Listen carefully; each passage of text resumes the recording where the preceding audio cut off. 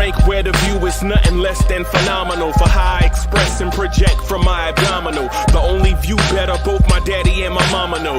No living parents, my sons give me balance. My wife is my serenity, this mic is my identity. The world is foul enough, that's why I write without obscenities. Provoking danger with broken language and spoken anguish. Begging to get hurt, why would you ask to go through changes? Yes, Lord, life's a chessboard, master the angles. Control the tempo, be the one who holds the info. Acknowledged knowledge is just as deadly as machete swings. When spoken, the truth is as potent as that Medellin. While others swear the style is free, I just let it ring. Our time is undervalued, soldiers make us better kings. My family's on my shoulder, reaching after better things. Today I take the shot, for them I'd rather set the screen. My mama told me follow my dreams. My daddy told me get it by any means. Stand tall, make him bow to a king. But I've evolved, you can see the resolve. Look in my eyes when you speaking to God. Life and for those who we caught up in using what I was taught with the muse. I guess they call it proving I'm more than an artist. Penciling out my darkest while stenciling out a harvest. And storing what gets me from A to B, just like garages. Instrumental with collages. Envision what I've been drawing. Broadway to give you rhythm like the great Lena on. So bent on, found comfort in the storm. Find peace and on when you see them others perform. Organized chaos, outcasted like hey ya.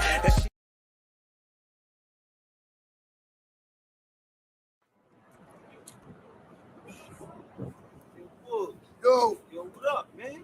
What up? It's Hard Will.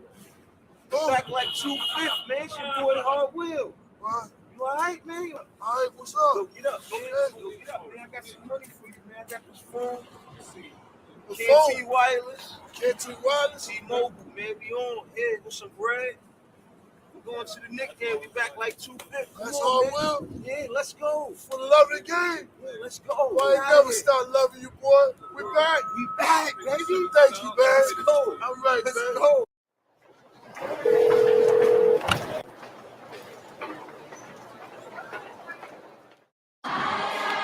It's a jolly time of the year, right before the new year. Ain't no other squad better on this day than the Knicks. We back. Best time of the year, they say it's Christmas. Little kids can't wait to see it's Christmas. New clothes, new toys, mean it's Christmas. You see the Knicks, we back, we on Christmas. It's so pretty when you can see the snowfall. Their red nose, tell them that it's Rudolph. Chestnuts roasting, the Knicks stay roasting. Tell the whole league we hosting. 12 noon, we back 12 in the 2/5. Biggest tree in the world filled with presents. Little kids, they checking off their wish list. Ho, ho, ho, we celebrating this Christmas. Jingle bell, first game playing in the garden. Tell Santa we got the whole league watching. Right before we celebrate the new year. James Dolan crossing with the reindeers.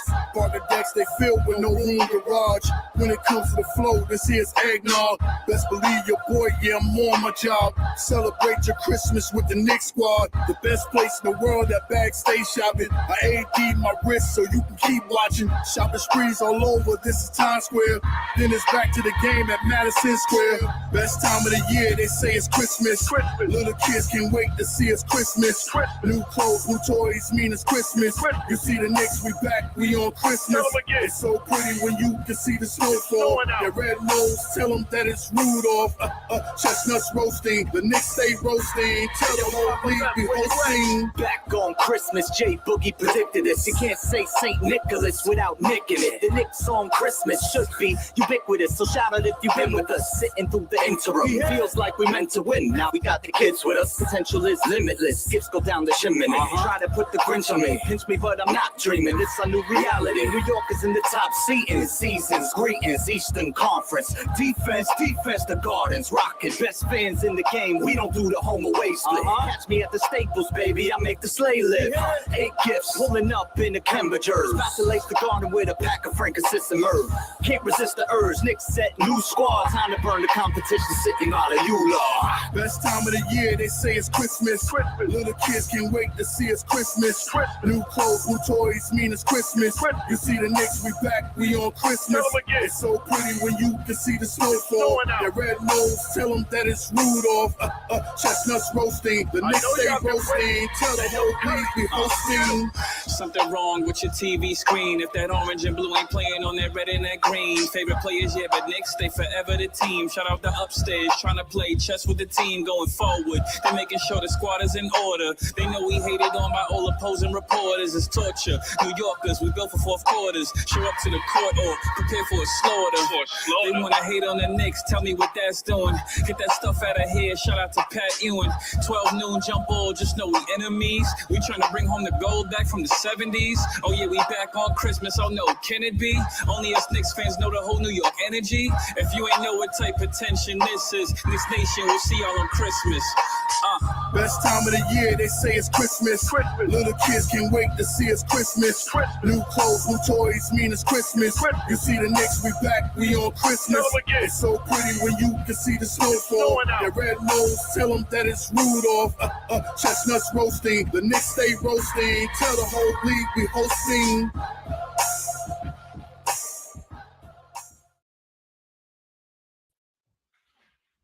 Yo, party people in the place to be. What's good? This is the number one Chief Rock and Knicks Universe, your main man, Uncle Freezy. Welcome to the Knicks at Night podcast. Y'all want this party started right. Y'all want this party started quickly. Right? Okay. Throw your hands in the air and wave them like you just don't care. And if you got some loot and a stick of juicy fruit, somebody say, oh, yeah. Oh, yeah. Scream. Ah. Y'all know what it is. It's these blue tears, orange tears, orange tears in the building. I'm your main man, Uncle Freezy. One of y'all, one of the people. I'm your main man, Uncle Freezy. I'm joined by Mr. Lee. Mr. Lee, what's good, bro? Good evening. Salute, bro. Salute. Yo, I ain't even gonna lie. I'm trying to be cool, but I can't contain it, bro. I'm mad excited about this 7-game win streak. I am too. I'm trying to for real. All right. So think about what I'm saying, bro. We've been talking about every scenario under the sun, right? Yo, who gonna replace Tibbs when we fire Tibbs? Yo, who we gonna trade for? We need a superstar. Yo, we gotta tank so we get a higher draft pick. All the scenarios, bro. All the scenarios. Right? We don't went through them all, but guess what? We never thought about the one. This team, we never considered if this team is good. Big dog. This team is good, bro. This team is good. Yeah. This team is good, and we got a big three. Adam in the building. Adam, what's good, bro? Salute, Uncle Freezy. Salute, Corey. Salute to the panel. Salute to the chat. Let's go. Let's go, Knicks. Get your energy up. Get that energy all the way up. The Knicks beat the Indiana Pacers 109-106 in Indiana. Indiana came to play. They wanted this dub, and guess what we gave them? An L. All right. So we talked about every scenario up under the sun. Knicks fan base is pointing fingers at each other, mad at each other. Uncle Freezy called him a ham sandwich. All of this stuff. Yo, I got receipts, all this stuff. But the Knicks have won 7 games in a row. Man, it is a good day in New York, y'all. The Knicks with a 7-game winning streak. The New York Rangers with a 7-game winning streak. It's a good day for New York's team, baby. How about we feel and good? The Giants. Yeah, we just pulled out. The Giants just pulled out a beautiful one against Washington. Yeah, okay. And the Giants won. Okay.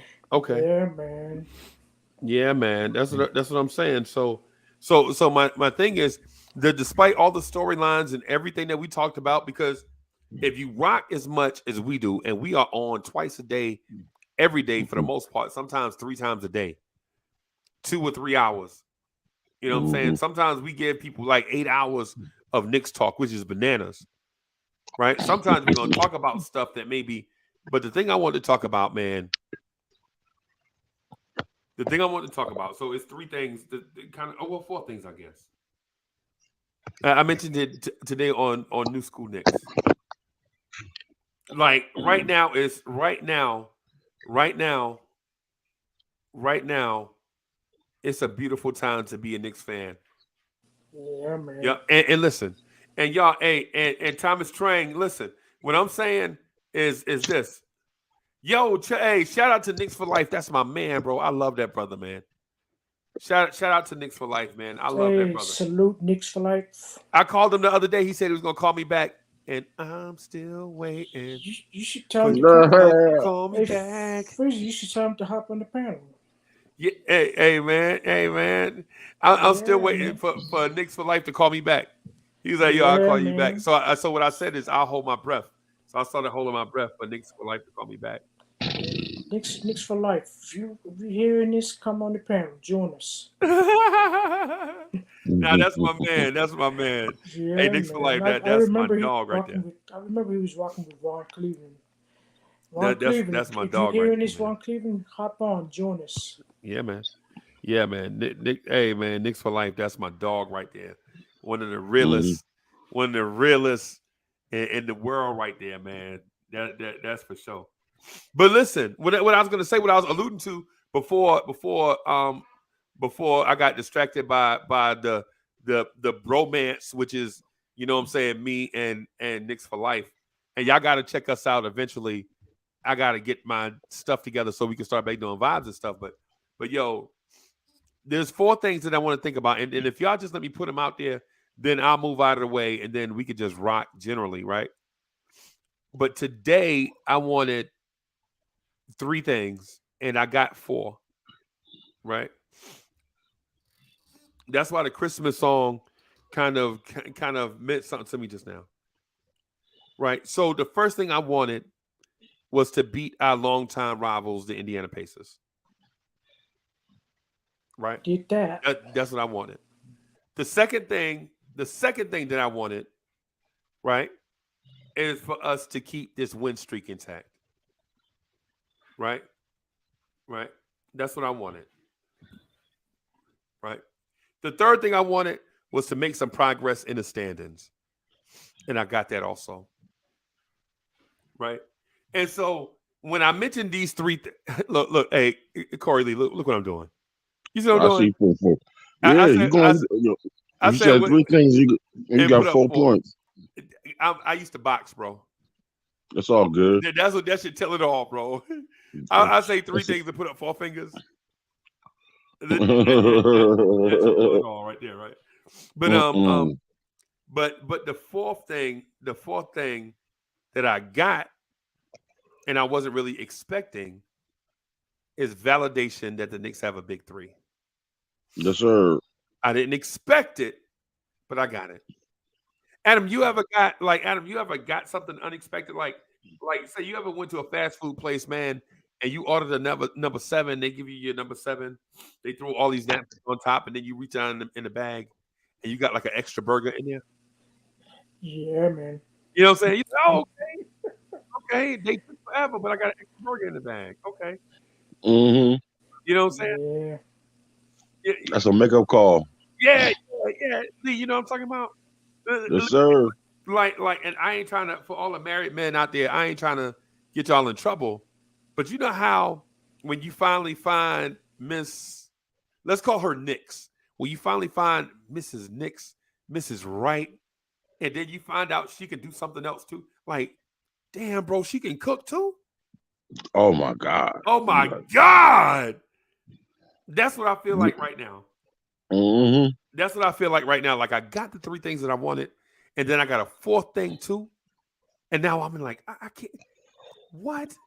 She fine. She working. She come from a good family. She got her own car, her own house. And I went over there, and she can cook too. Oh, my. Cook right in front of me. Oh. Hey, B-ball for real. You know what I'm talking about. Like, B-ball for real know what I'm talking about, right? Yo, and y'all better do what Quiet Money tell y'all to do, right? Y'all better do what Quiet Money tell y'all to do. Hit that like button, subscribe to the channel, y'all. All right. So Adam, let me get out of the way. I just wanted to tell you those things real quick because I know sometimes when the conversation get going, we go in a lot of different directions. I just wanted to put my stuff out there so that I can kind of moderate a little bit. How you feeling? How about the Knicks? Of course. Yeah, man. I'm excited. I'm excited to see how this team is coming together as a group, as as a family team. I'm excited to see them playing together. Julius Randle, he surprised me big time, man. He's smiling more. Yep. He's not showing too much anger. He's he's not barking too much. Right. That's a big change right there. And not only that, Julius Randle, he's gathering his troops together. He's getting his teammates in the game. Bam. Oh, here it is. Nev the disruptor. He disagree with you. I disagree. Yes, you know it. Hey, salute Nev, salute Greeny. There we go. Hey, Nev, Hey, you're Nev, funny. I got your articles, bro. Those are excellent articles, by the way. I Yeah. meant to respond to your email. Yeah, there's Greeny with his Okay. giant You know shirt it. You on. know it. You got the know it. last one, right? Which I, is I did. I There's did. that It's, giant shirt on. I know you have connections, Freezy. So we need to get it to Ajay Barrett. well, what we're gonna do is we're gonna drive some traffic to this website. I'm gonna try to get the website up sometime this week. But I've been busy juggling a lot of other stuff, and I can't say what it is here because if it fall through, I don't want to make it seem like a promise that I didn't keep. You know what I'm saying? Got you. So, yeah. So I've been juggling a lot of different stuff. All I'm saying is the channel is gonna be growing in a different way. Let's just Okay. put it that way. Yeah, man. Hey, Greeny, I was just telling Freezy, it's a good day for the New York teams. You got the Giants win. You got the Knicks on a 7-game winning streak. You have the New York Rangers on a 7-game winning streak. It's a beautiful day for New York, y'all. Yep. Yep. Yeah. Get that energy up, y'all. Get that energy all the way up. Yeah, this is a good day. I'm gonna sleep good tonight. Oh yeah. Man, I ate healthy too. We went out and got dinner greeny. I bust the buffet, the salad buffet open. You know how they have the long salad bar? I bust that. I bust that wide open, bro. You heard it. You had to do it. He left there swole. Yeah, man. Yeah, because I ain't gonna lie to you, bro. When you're a big guy like me and you kind of like trying to trim down, I'm starting back. I'm gonna start back. Okay, so I'm gonna start back with heavy weights because I want to start bodybuilding some. You know what I'm saying? But I don't want to. I've never done it before, right? I've never done it before. So what I want to do is kind of get my diet right. So when I get into it, I won't have any like missteps. You know what I mean? Mm-hmm. So if anybody got any tips out there, man, hit me up. But anyway, back to the Knicks. So why does this dude have a Kerry Collins jersey on? Hey, That's not a Kerry Collins. He's representing the Giants. That's Thibodeau. Yeah, there's that That's Giants. Kayvon poster Thibodeau. behind him. Thibodeau. Tom Thibodeau don't play for no Giants, bro. What are you doing? Kayvon Look how Thibodeau. excited Greeny is. Yeah. Freezy. Look at him. Yeah, yo, hey, Nah. I had to come in here with that energy because earlier I came in the chat. They talking about some who jersey you got on. Hey, Did y'all watch the game tonight? Yeah, This who man. jersey I had on all day, 9 I'm o'clock in the telling you. morning. Get that energy up, New York fans. them. All right. So Eric Siriel is in the building now. We can really start. You know what I'm saying? Yeah, man. Eric Siriel, we was just messing around. We was pill paddling around until you got here, Eric Siriel. Now we can really start. So let me ask. So Nev, Yeah. you remember how you was roasting Tibbs 2 weeks ago? Yes. You was roasting Tibbs. How do you feel about Tibbs today? Like I was saying the last time we chat, I was saying that Tibbs wasn't Allen by himself. Now I can finally say he has let the coaches in, and now he's letting some of the players in. Okay. So I would like to see all of the players get on board his island, but I am happy though. I am getting more excited just to see that he's embracing the coaches and some of the players. I am excited. I see progress. Okay. So that's what I'm looking for. I've seen progress. Okay. He has improved from where he started, even last year, early this year, to where he's at now. So I'm looking for more progression. Yeah. Yeah. Right. I'm not satisfied quite yet. Right. Okay. But it's a beautiful thing to see that, that the progression is going in the right Nev, direction. Nev, I don't care. I want you to be satiated, bro. I want you to be satiated, right? Thank you. And I I'm want you to looking be, for that. right? I want you to be satiated. So what I'm going to tell you is right now we're at 7. When we get to 8, I want you to lean back and be like, now I'm full. 9. No, Sorry, Freezy. 9. no. I'm looking for 9. We don't want you to bust open, bro. We don't want you to be full as a tick. We just want you to be satiated. 9. 9 will do the association. 10 will bust me open. Yeah, man. Hey, I'm a greedy everyone, guy, Freezy. I noticed. I noticed. everyone in the panel, y'all ready? Here's your NBA scores finals. The Knicks 109 to 106 over the Pacers. The Lakers 119 to 117 over the Wizards. The Magics 195 to 92 over the Celtics. Brooklyn 124 to 121 over Detroit.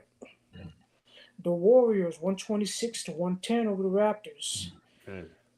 The Timberwolves 150 to 126 over the Bulls. And the Nuggets 119 to 115 over the Charlotte Hornets. There's your NBA scores finals. Thank you, Adam. You did a great job, bro. Yeah, man. Get that energy up, y'all. Get that energy up. Hey, so I want to mention to you, gents, like the Knicks have not won 6 in a row on a road in a very long time until today. Right? Until today. That means this team is doing something. Right? Now, we don't want to look too excuse me. We don't want to look too far down the road. Right? We don't want to look too far down the road. But what we would like to do, man, is this. Kind of look back in the rearview mirror a little teeny bit to see what it is that got us here. Are you guys satisfied with how we got here to 7 games in a row, 6 games in a row on the road? Are you satisfied with how the team performed in this 7-game stretch? Yes. Yeah. I am. Yes. Yeah. I'd be lying if I didn't say so. Yes. All right. So what stood out the most to you guys during this 7-game win streak? The defense. Defense. Okay. For me, it's the mental toughness. Okay. I can see this team is growing in that area. Okay. For Okay, me, it was the people knowing their roles. Knowing their roles. What about you, Adam? Okay. All right. So I'll let you know what I'm the most impressed with during this stretch. Right. And the thing that I appreciate and have enjoyed, the emergence of Quentin Grimes. That's mine. Now, listen, I don't want to argue with y'all because everybody can have their own, their own thing. And I appreciate the fact that all the answers were different.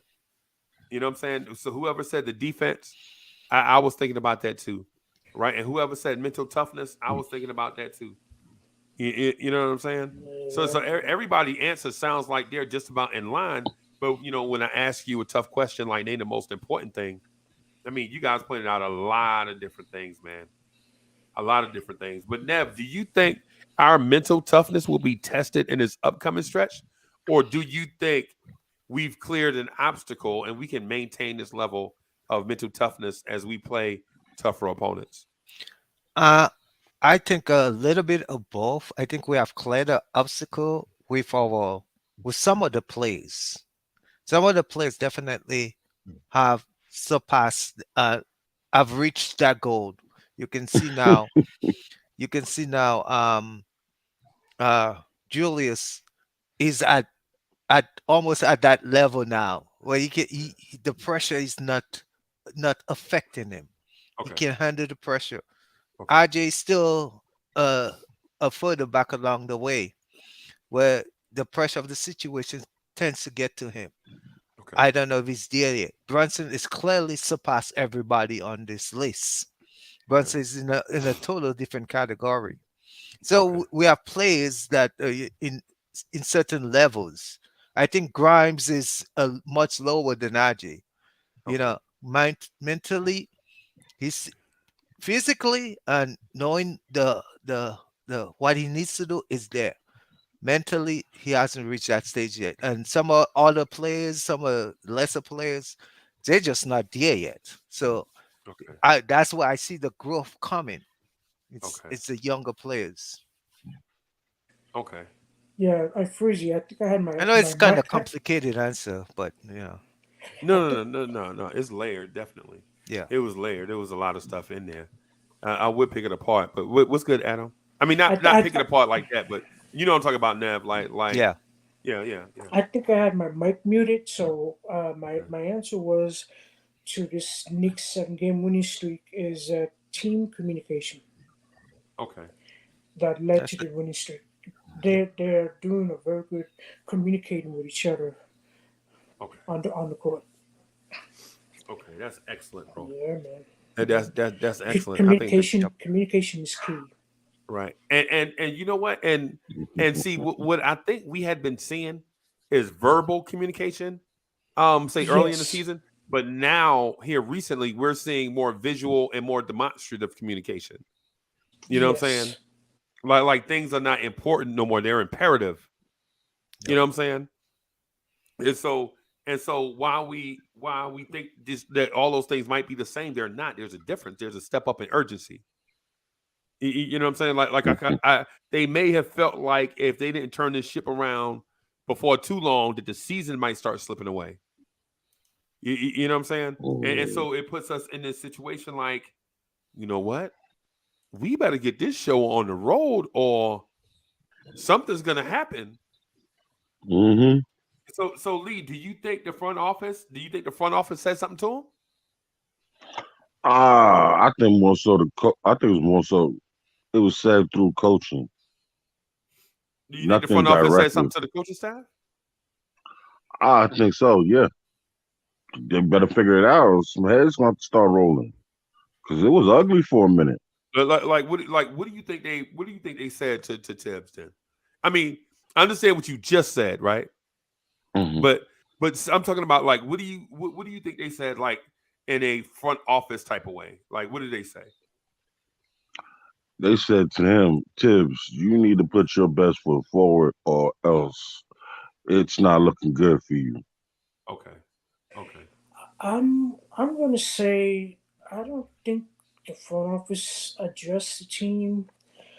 I'm gonna say the players must have had a conversation among each other and said we have to do better on the court. We're not playing Knicks basketball, and I truly believe Randle was one of them that spoke to the entire team and said that we got to do better.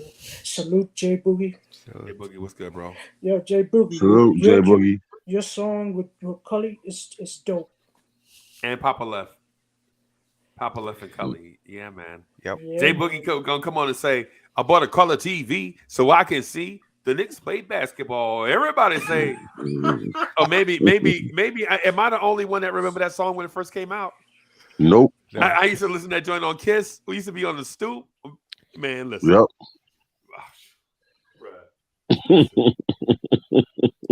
Bruh, listen, bro. So Jay Boogie, what do you have to say in this 7-game winning streak? Say that again. What is your take on this Knicks 7-game winning streak? Well, you know, Gotta get that energy up. I believe, you know what I'm saying, that same night when Adrian was in that hospital, when she told Rocky what they need to do, and she told Rocky, come here, and told him in his ear, win, Yeah. win. And that triggered him off. Yeah. Right now, the team is they are so up right now with themselves. They feel good. And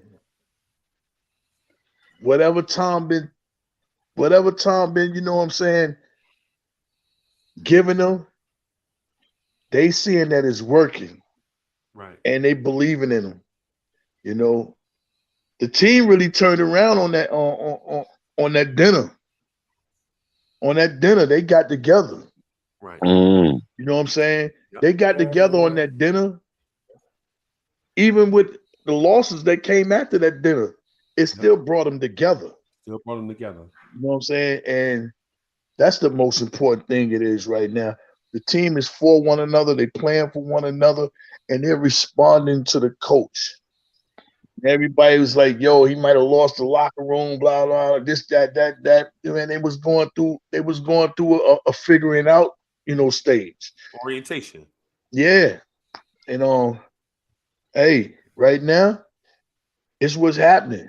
It's the Knicks, 7-game win streak, 7 games, and beat some quality teams. And what's that? 6 games in a row on the road. When's the last time we did that? So, man, I'm happy. I'm happy with what's going on. That's why I be telling people, yo, be patient a little bit, man. That's why I preach, the positivity. When people want to talk negative, yo, they working through it. They got to get through it, man. Right. Just like I said last week, man. Hey, what Denzel say? You pray for the rain, you got to deal with the mud. Yep. You know what I'm saying? And that's what they did. Right. They dealt with the mud. They dealt with it, man. I'm happy for the squad, man. I'm happy for everybody. Yeah, man. Yeah, man. Yeah, man. And Jay Boogie, it's not just the Knicks on the 7-game winning streak. The Rangers are doing the same thing. The Rangers are clobbering some people, man. They punishing people. Yeah, the Rangers are smoking. They putting up baseball numbers, man. They ain't playing. They killed them. I think it was 7-1. They killed them tonight. Yeah, man. They Yo, destroyed Chris. them. Chris from Oklahoma says, "Fire Jay Boogie, my man. I love Jay Boogie." Chris from Oklahoma, tell Jay Boogie. Bam, there you go, Chris. Salute, Chris. Man, I appreciate that, man. I love you too, man. I love all y'all, man. I appreciate everything y'all do, you know what I'm saying, for yourselves. Before you even think about me, that's what's happening when you're doing for yourself, man. Make yourself proud. Make yourself feel good. You know what I'm saying?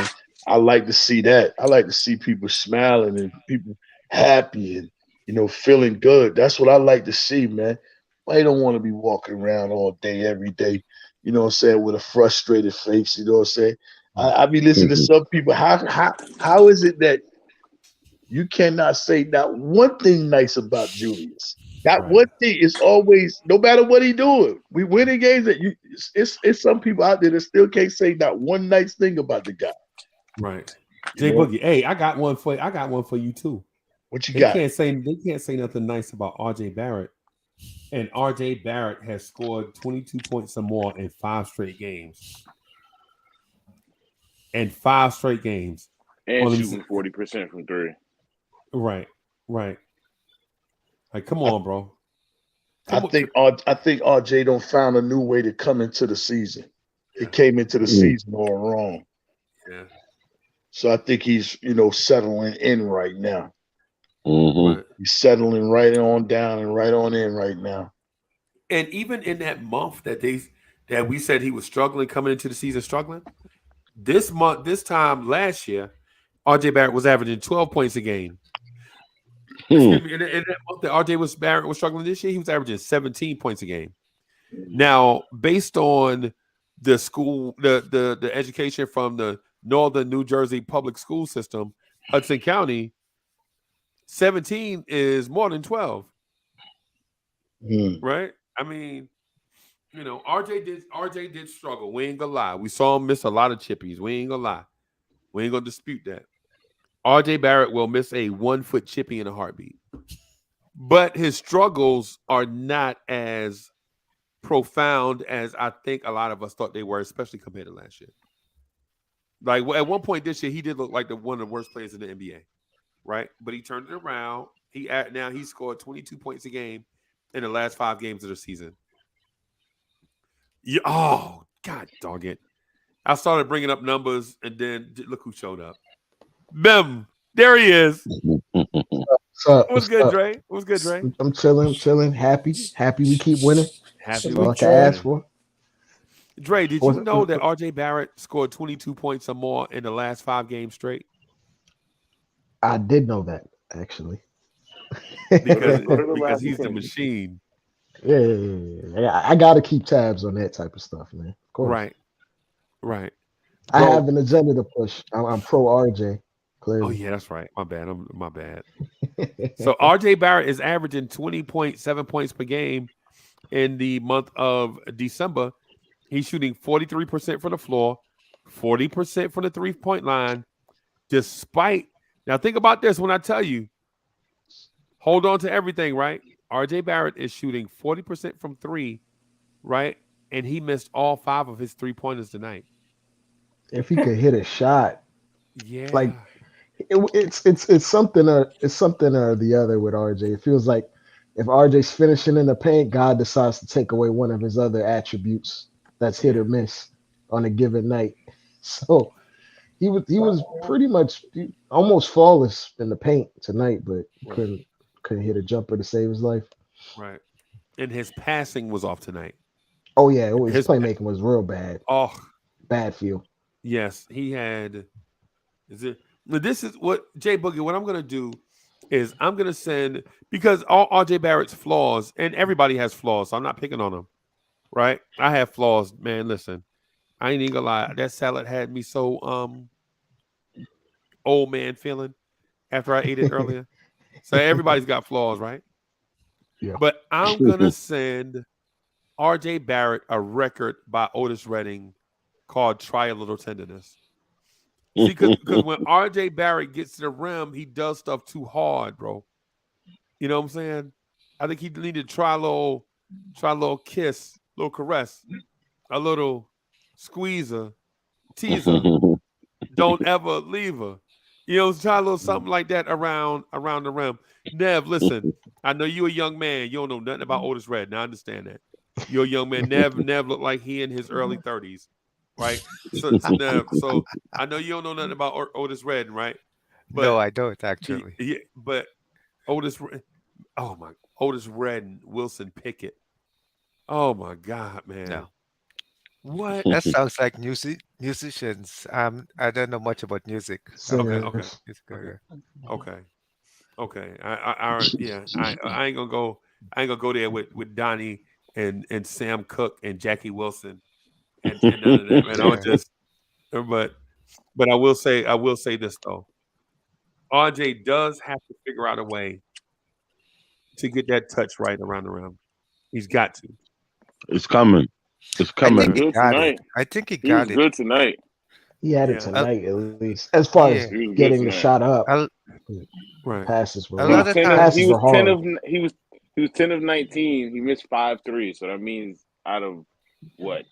14 out of 14. What? 10 out of 14 in the paint. 10 out of 14 in the paint. That's not bad. Yeah, I was going to say a lot of times he gets You're too muted, deep Freezy. in the lane. I'm muted. Now, because you were saying something and you didn't say anything. Now I can hear you. Oh, because ESPN started playing in my ear. I just paused. Okay. Yeah, my bad. I'm sorry. Yeah, how you go to ESPN and then those little players, the media players, just start playing. Take over everything. Yeah, but it was looking a little shaky towards the end of that game. Like they got up 6 and they had like a couple chances to hit threes, and they just missed, and they just left the door open, and then we just took advantage of it completely. I think we finished on like an 8-0 run or something like that. Or we came back and just took a 2-point lead after being down 6. Right. And I was watching Julius tonight go to the free throw line. and you could just see the change of his game. Cause see, I remember times last year we was watching him go to the free throw line, and his expression on his face was like, "Damn, I gotta shoot these free throws. Right. I don't even want to be on this line." Now he going through there like, man, I'm getting paid to knock this down. Yep. You know what I'm saying? His free throw shoot percentage is up. We ain't even talking about that. This is 80-some%, ain't it? Somewhere around there. You know, that's way up from last year. You know, RJ got his free throws up too, man. But inside of 1 minute, shooting free throws is a big difference than shooting your free throws in the second quarter. Right. Especially on the road. And, you know, man knocked down 6 straight free throws. Like, you know, like, yeah. That's going to install more confidence in him. Right. He was running towards the ball to come get it at the end. It was like, give me the ball. I'm gonna hit these free throws. Because at a point last year, he was like, as a fan looking at it, he was like, you know, he gonna miss one of these. Like, right. So we got to plan around him missing one of these. Yeah. He came up real big tonight. Like, he came up real big because that's one of the things he used to struggle with as far as being clutch with free throws. He would like miss one in a tight game or coming down the stretch, and you're trying to fight back into the game. You might miss one, but he looked real confident, calm, collected. You just put him down. Like, you didn't put too much thought into it. You just dribble once and then put him right up. Yep. Works. Hey, you know what? I see You know what? Chicago tonight. I see Toronto tonight and Indiana. It's 3 good teams to take losses tonight. Yeah, man. The way the Bulls look, they look like they mailing it in. They gave up 150 tonight, man. Defeated. 150 points. They look like they don't even care no more. You know, they look like the Knicks looked last year. And you know why it is, bro? When you watch that game, the Bulls only need a point guard, bro. If they could get solid point guard play, this team would be dangerous, like Busta Rhymes. This is dangerous. Yeah, I remember that. Anybody? No, just me. I'm sorry. I remember. I'm hip hop. I can't help it, bro. But they need a point guard, bro. They are one veteran point guard away from turning it around, and I hope they don't figure that out until after we play them Friday. You know what I'm saying? Because you see stuff like their transition defense, right? Like the things that we took for granted, right? The things that we took for granted, other teams can't afford to take it for granted, right? Because when the rebound goes up, say the other team gets the ball, right? Little things. RJ Barrett directing traffic in transition defense is a major thing. Major. No, quickly, you over here. Grimes, you over there. Mitch, no, I got it. I'm going to stop the ball. Transition defense and communicating on transition defense. That's major, right? But when the shot go up for them, they just getting back. And then nobody's stopping the ball. Then a dude get penetration. Like the Dallas Mavericks the other day. Bol got a rebound. I'm sorry. Yeah, got a rebound. Gave it to the guard. The guard gave it back to him at the logo. Bol dribbled all the way to the basket and dunked. A 7'3" guy going behind the back in traffic, and nobody did anything about it. Nobody stopped the ball. At a minimum, see, guards don't foul out of games, right? Guards don't foul out of games, right? But at a minimum, you at least got to foul them there. Right. You know what I'm saying? Something. It's like when they had the point guard last year, Lonzo, they were at the top of the East. Then he got hurt, and everything kind of collapsed from there. Just collapsed. Yep. He fit basically everything they needed: a consistent, high volume 3-point shooter and a defender, high IQ player, and a great transition player on offense and defense. Yeah, to get them easy buckets as well. So they're in the source. They're I wouldn't want to be them. They feel like, looking at them, they feel like the Knicks post Bargnani trade. That's what they look like right now. Wow. I felt like Dre, you know what? You know what? I feel like you're right. And I feel like too, they feel like the Knicks last year when Tibbs named Burks the starting point guard. Mm. Right. Remember how deflated, dejected everybody was? Like, y'all not going to get a point guard? Remember this? Alec Burks gave us the best chance to win. Remember that? You get and How then can I forget it? he talks about he's a big guard and he allows us to switch Oh, and jeez. it's like Yeah. but when you hear about these things, like Tibbs is telling you to your face what he wants in a player. Right. He's telling you repeatedly. Now it's up to you to give him those players, and he's playing those players at the moment. So Adam, what do we have to do to maintain this level of play? What was that again? What do the Knicks have to do to maintain this level of play? They have to keep communicating. I feel like the defensively still needs work. Offensively needs work.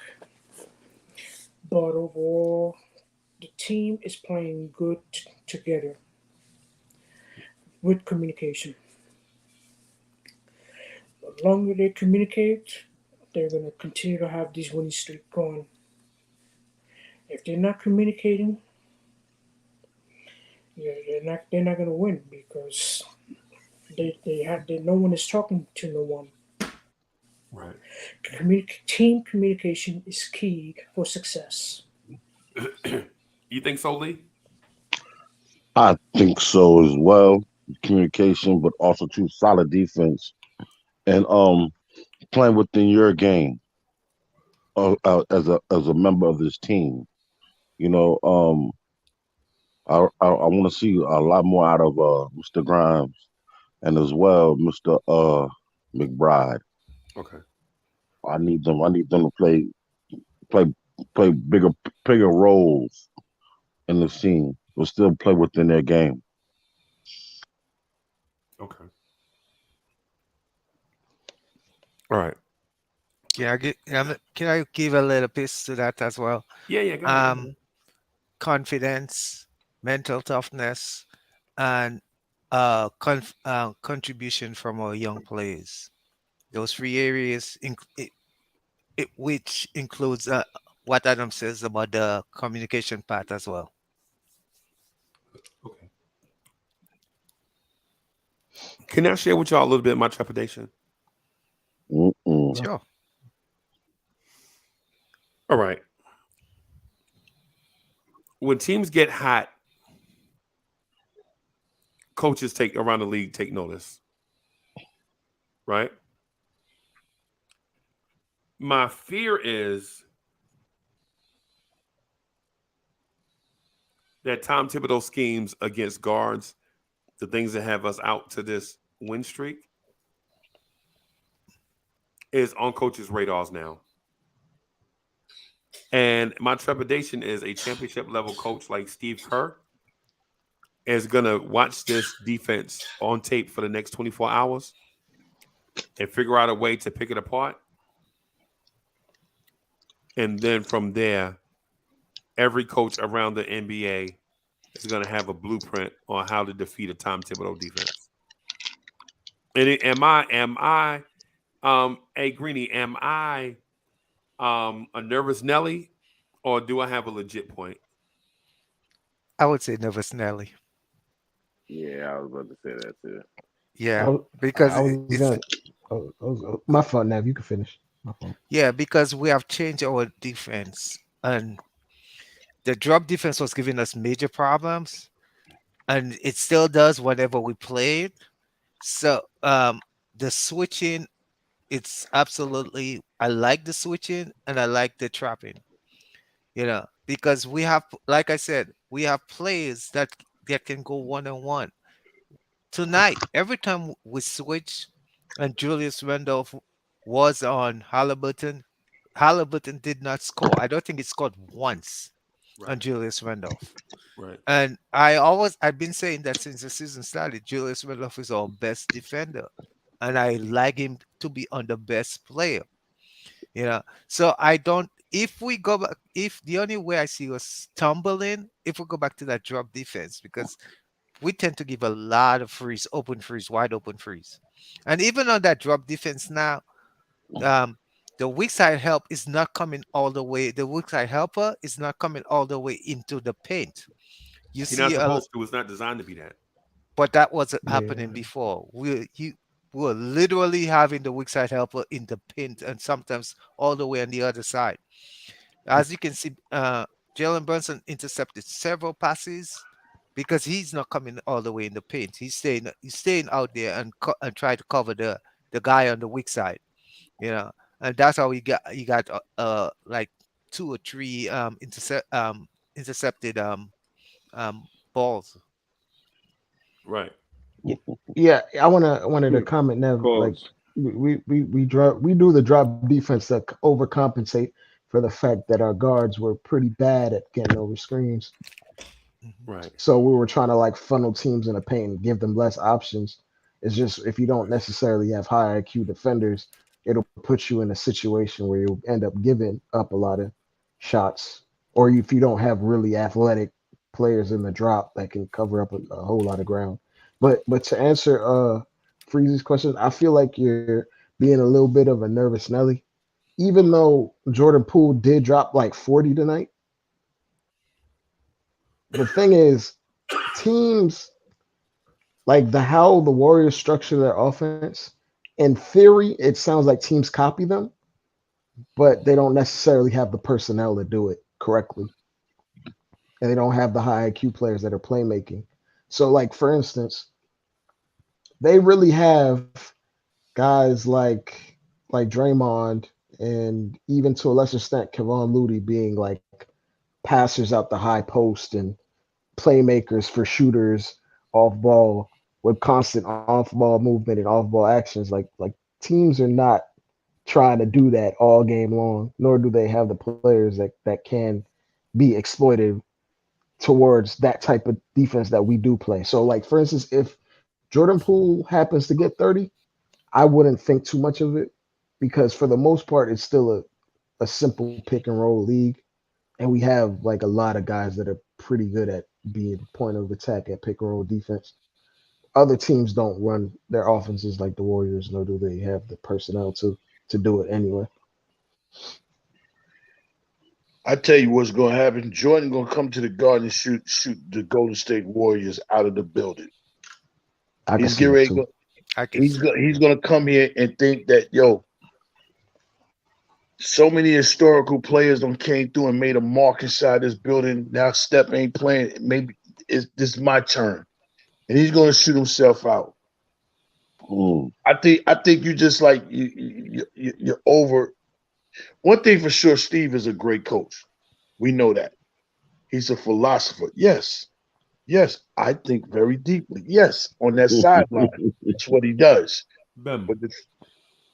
But great coaches are supposed to prepare for other coaches and other teams when they're doing good. But the thing is, Tom is going to do the same thing. And Tom has been, scouting and scoping out teams before we're playing them and bringing it to the board. I think Tom is, cutting the practice a little bit lighter and looking more up on that bulletin board instead of having full basketball drills and stuff going on and more, knowledge on them boards. That's just, the way I think and way I feel, because the way the team is responding now, the way the team is reacting now, like how many times, like we all knew game 2 in Chicago was going to come out there and try to knock us in the mouth off gate. And they hit us with their best blow and we didn't go nowhere. And then every time they tried, we responded. But when we hit them with our blue, they was down for the count. It was over and done with. So then I look at tonight, you know what I'm saying? It's 99-93, and we in a timeout. We come out that timeout, the game is over with. The team is responding. The team is taking on challenges more than anything right now. And that's what you want from us. You want us to, to go out there and feel like, I can win this game or take this game or keep this game anytime we want to. And that's where the team is starting to get to. Like you said early in the week, that championship mind frame. Not saying that we're going to win a championship, but you have to be able to be in a mind frame of thinking of, oh, what can I do to make a championship play to even head towards that direction. And that's what the team is doing right here, right now. I look for us, you know what I'm saying, the bus Golden State. What's that, Tuesday night, Wednesday night, whenever we play? I look for us to bust them people. I don't look for them to come in here and do nothing, man. This team is real. They in shape. The team is in shape, man, and they ready and they're hungry and they got something that they want to prove and they're responding. Man, I'm behind the team 100%. 100%. Even when they take a L, I'm gonna be all right with it because now when they come in that building, they're gonna fight. Ain't no more of them games like we had when we just lay down and get blown out by 30 and 40 points. They ain't showing up in the building. They're not doing that no more. Those are the hurt games where you don't even show up. They showing up. So if you beat us, you're gonna have a good night that night because we got this hard, gritty defense and it's going down. In our building, man, the guard go, man. I wish I was capable to go to that game, but I got some business I got to take care of here. Boy, I'll be in that building. I know that building get ready to be rocking this week. Golden State, Toronto, let's get ready to be rocking. And Chicago. You got Golden State, Toronto, Chicago, and Philly. The Philly game is the one that I'm interested in the most, personally. Because I think by that time, Maxey might be back. So I want to see what we would look like trying to hold up against the inside-outside threat that they have going with Embiid and Maxey and Harden. But I think we could win our next 3 games before that. Like, Raptors are not playing particularly well. The Warriors are not really a good road team. Even though they went and beat the Raptors on the road tonight, they're not particularly. They're like 3-12 on the road or something like that. And what was the third team that you mentioned? It was like Chicago. They done and gone with, man. We wear them out like it was a boxing match, man. Like by the third quarter, they really didn't want us to keep bruising them in the paint and getting them up out of the actions and playing physical with them on defense. They checked out, basically. Yeah. And it looks like a team that's already checked out. Yeah, they know they look like a team that knows that they're missing a piece. They look like a team that knows they're shorthanded. Right now, they look like how the Minnesota Timberwolves look with Zach LaVine and Andrew Wiggins. That's how they look. You know what I'm saying? Like, they know they're missing a piece, right? And it's like I'm not even really about to put in that effort because that check gonna clear in 2 weeks anyway. So yeah, the check gonna clear. You know what I'm saying? Yeah, it's a good one. But looking into the games that come, we could lose to anyone, but I feel pretty confident that we're gonna be in every basketball. We haven't been. Yeah. When's the last time we've been blown out? The OKC game? No, it was the Mavs game. Of course. Dallas. And we had to make changes after that, and we did. That Dallas with our game, rotation. Yep, that Dallas game, and not just the personnel rotation, but the defensive rotations, right? Right. Because Dre, I watched the thing you sent me on Discord, sent us on Discord. Mm-hmm. So I did see that video. Mm-hmm. The one you asked me about, the one that's on Discord. Yeah. About Tibbs' defense. Yes. So I did see that, but I watched the video, and then I watched another video, and then that video came on after. Right. Yeah, it's the YouTube thing, man. You let something play. It's the algorithm. We all watch the same stuff, man. Yeah. And so I did see that, right? And bro, listen, man. When the dude in the video that you saw, he said when Cam Reddish, who was playing about 75 or 80% in that video, you can see cameras just bouncing around, just scanning, right? Instead of going to a man and then scanning. And there's a difference. he's like he was probing in an empty space, like waiting for Right. action to come around him, like he's the safety of the defense or something. Yeah, That yeah. wasn't his Meanwhile, responsibility. if you zoning up and your teammate don't know what man to get, now you got 3 offensive players with 2 guys not knowing which one to take. You know what I'm Right. saying? And so now your rotation can't be right because nobody knows whose man is going to be where. And so all you have to do is attack the basket. And that's exactly what they were doing to Cam Reddish, attacking the baseline right behind Cam Reddish. And And all Obi, I types don't of even. confusion behind, Yep. like just a simple dribble drive created like all types of confusion and mayhem Yep. I don't because even we want to just talk about didn't Obi know. defense, bro. Oh no, I don't even want to talk about it. Yeah. It's like it's like he's lost a lot of the times, and like when Julius Randle, while he may be lost, it's not like because he was like Julius Randle stands still and spaces out. Obi constantly follows the wrong person. Right. he just makes the wrong decision on defense. When Julius is Right. engaged, he usually makes the right decision. It's just sometimes he spaces out for whatever reason. Right. But Hey, also to that point, my fault, Freezy. I'm gonna just jump in. My fault. So to that point, I feel like the Warriors won't have as easy as a time because the Warriors' offense is based off confusing your defenders and your communication has to be on point.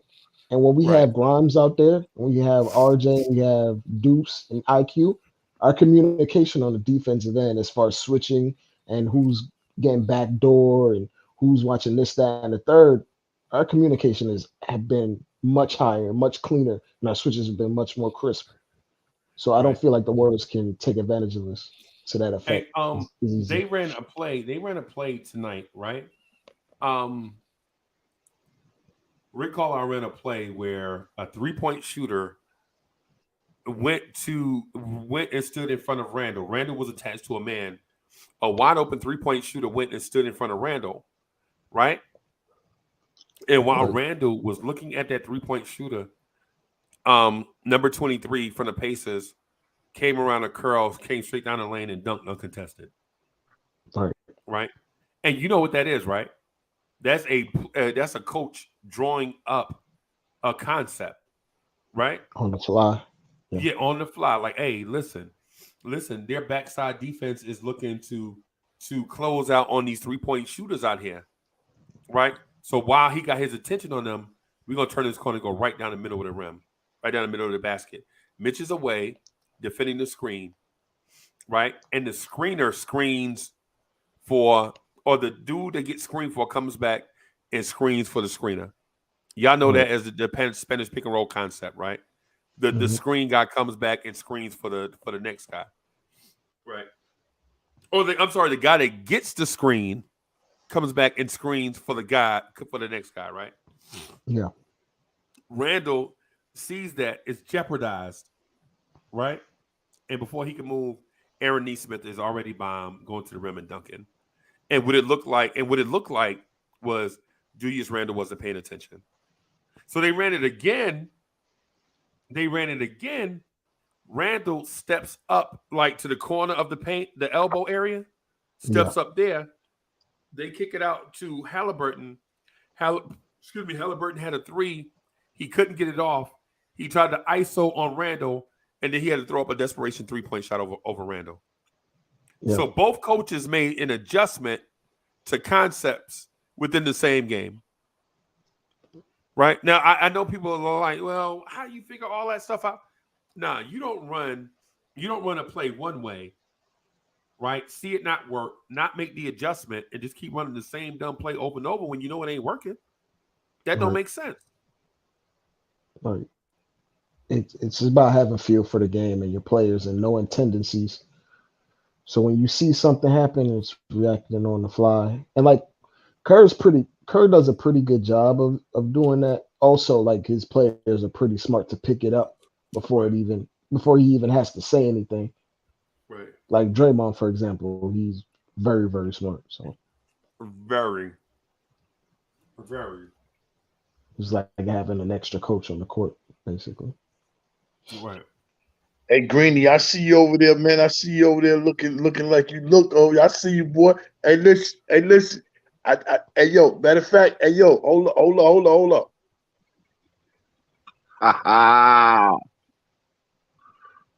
Man got the blue lights and everything. What's up, baby? Yeah. Yeah, man. I had to go tighten up with you a little bit, man. Put that 5 on. You know what I'm saying? You see how our young boy he out there set the trend. Yo, he's the next thing coming. Wait till he get a year into his belt. Breezy, I'm getting ready to take it down, man. Got an early start in the morning, man. I was just about to say the same thing. Yeah, man. Yeah, KT out there performing, Jay Bull. He out there performing. That man's a monster. Yeah. A monster. Yeah, man. Shout out to Kerry Collins. Oh man. Hey, Not wrong for shout that one. out to Hey, for all that joking, at least he did try to get us to the Super Bowl. He did get us to the Super Bowl. Yeah, I mean, yeah, right. shout out to Jay Boogie for his 2 joints, yo. It's dope, yo.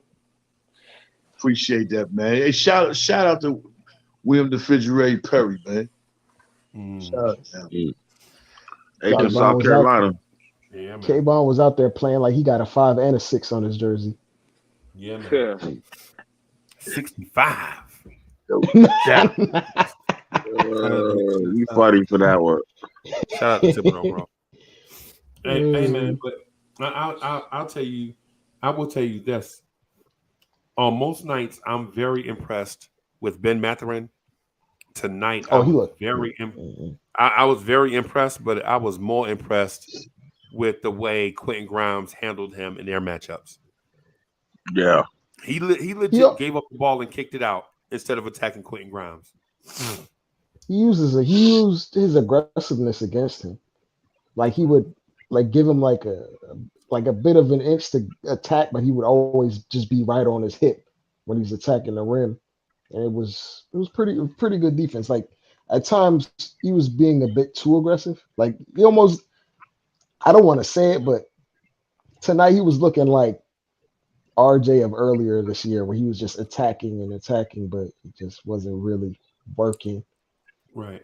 And he got tunnel vision. He got tunnel vision for a moment in that game.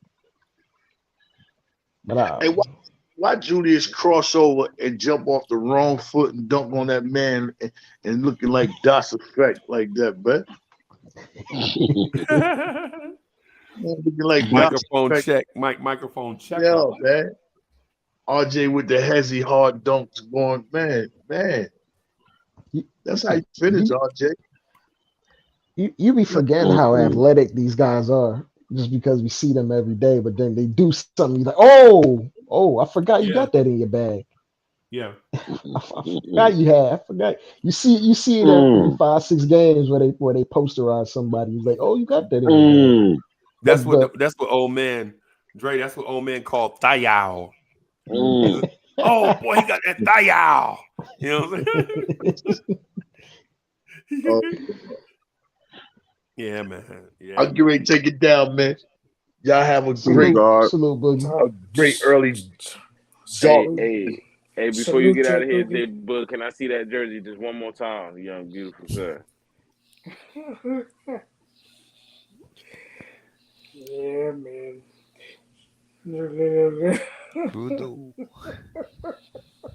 I remember people was talking reckless about Kayvon too. Just a few weeks ago, people was talking real reckless about Kayvon. He's an impact player, whereas like he's just type player that's going to disrupt a lot of things. Right. He's not going to be the type that's going to get you 12, 13, 14 sacks, one of them high tiger. But he's an impact player, whereas he can just do a lot of things. You know what I'm saying? And that's what I like about him, man. Did you see that big stop he got at the end of the game? Hey, Boogie, I think he's going to be a 14, 15 sack guy, though. I think he's going to be a 14, 15 sack guy, though.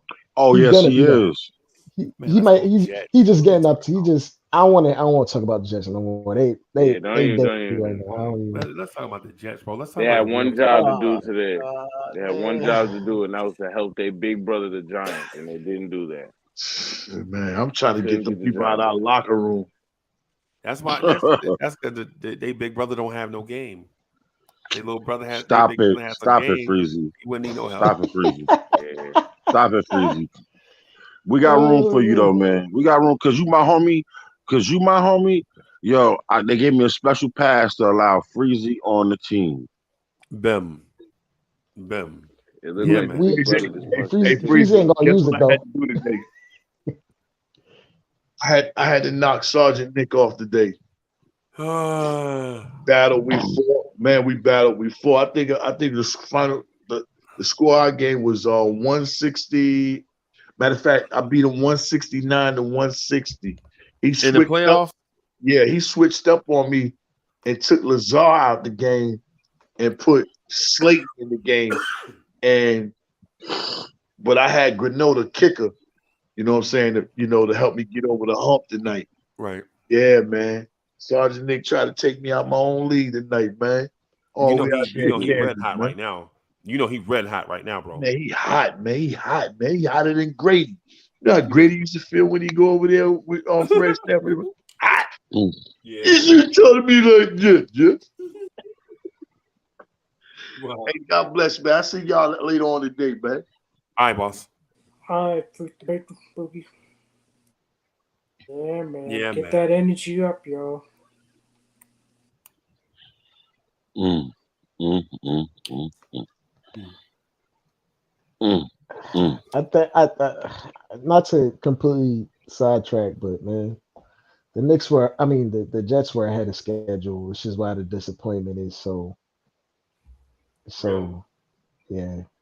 Because if they came out and these young guys weren't basically offensive rookie of the year, defensive rookie of the year, and these other young guys like Quentin Williams weren't as good as they were, people wouldn't be so hard on Zach Wilson. But it is what it is.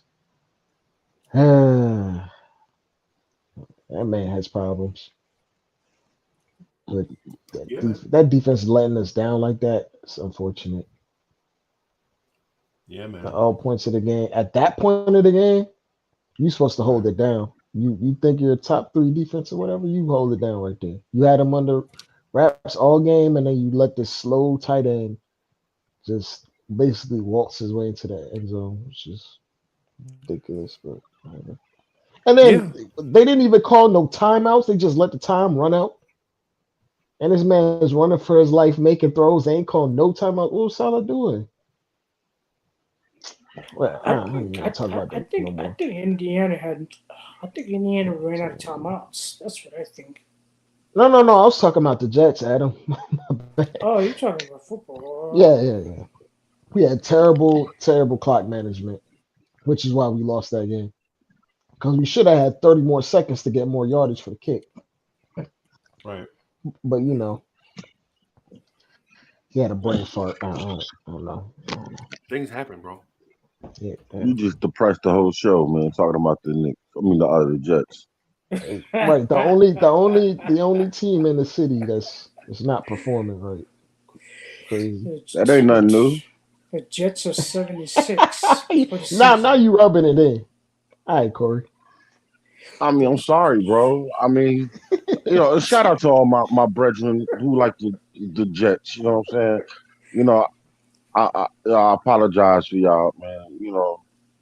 It's You apologize for the pain and suffering? That's crazy. yeah. All right, so let me touch on Knicks a little teeny bit. Yeah. Right. So tonight we didn't get the grimiest type of game from Grimes, but we did get a Grimes sighting against the Bulls. What do we expect to our piece in Quentin Grimes? Is he going to be a big time contributor, or is 32 minutes scoring only 6 points kind of what we think he's going to be on a nightly basis because of so much of the defense that he gives us on a nightly basis? I I'm gonna say this. I'm the wow. I wanted to indict him so bad. I'm not gonna lie to you. I was gonna scapegoat this whole season out on him, but I can't. I mean, I can't do that to him because his defense is phenomenal. Offensively, he just needs to get. He really needs to find his touch and his niche on how to get to this basket. Him and McBride, because I lumped them two together as far as I'm concerned. Because those are the last two draft picks that we have besides Jericho, and You I'm not talking about expecting a Keels? lot out of them too, huh? You not high on Keels? No, I mean, he's our last man. draft. Please, come on, man. I forgot we drafted him. I thought we found him somewhere on the corner sipping a 40. Oh You man. So, you know, but But I yeah, mean, I think they can honestly. It, I see the potential in them now more so now than I did before. So I just hope they step up. That's all. Just step up and start knocking down big shots instead of like I, going to the corner. I could deal with Grimes being a 8 to 10 point scorer on a night to night basis. Like if he gets 6 tonight, would it be surprising the next game he gets 14, which is basically averaging out to 10? Like I don't fully expect him to consistently give us a whole lot on offense. Hit the odd 3 pointer here and there, attack the rim when the chance is available. But as long as he's playing elite defense, that's all I can ask for because the way our big three is going right now, you don't necessarily need a lot from him. You just need 8, 9 points and just to be a consistent threat from three that teams have to respect. If our three is going to average 60 every game, then what can you say? So that means you are. That means you believe we have a big three. I Yes, mean the sir. stats say we have a big three. I mean, but then again, there are three guys on the Washington Wizards that average 20 or more, but they're terrible. Uh, They I, could use I a Grimes over there. Basically, is what I'm saying. I said earlier today when Freezy asked during the 7 game winning streak, the Knicks have a big three, and I said to Freezy, I don't think so just yet. I told Freezy if the Knicks win 8 more and make it a 15 game winning streak, then I believe they had a big three. But right now, no. I mean, not every big three wins 15 in a row in a season, though. Right. That's a lot to Yeah, have. that's a lot. Yeah, Um, especially That's in a that's a this, lot of championship wins. quality Yeah, especially team. especially in this iteration of the NBA where there's talent, you could lose to anybody, bro. Like the Magic just won 6 games in a row, bro. The Yep. Magic, the Magic just beat the Celtics 2 times in a row in TD Warehouse or TD that's Garden, whatever they call it. crazy, yo. That as good as the Celtics are, they lose to the Magics twice. Yeah, That's man. insane, It's a man. bad matchup for the Celtics. It's, Wow. it's that length.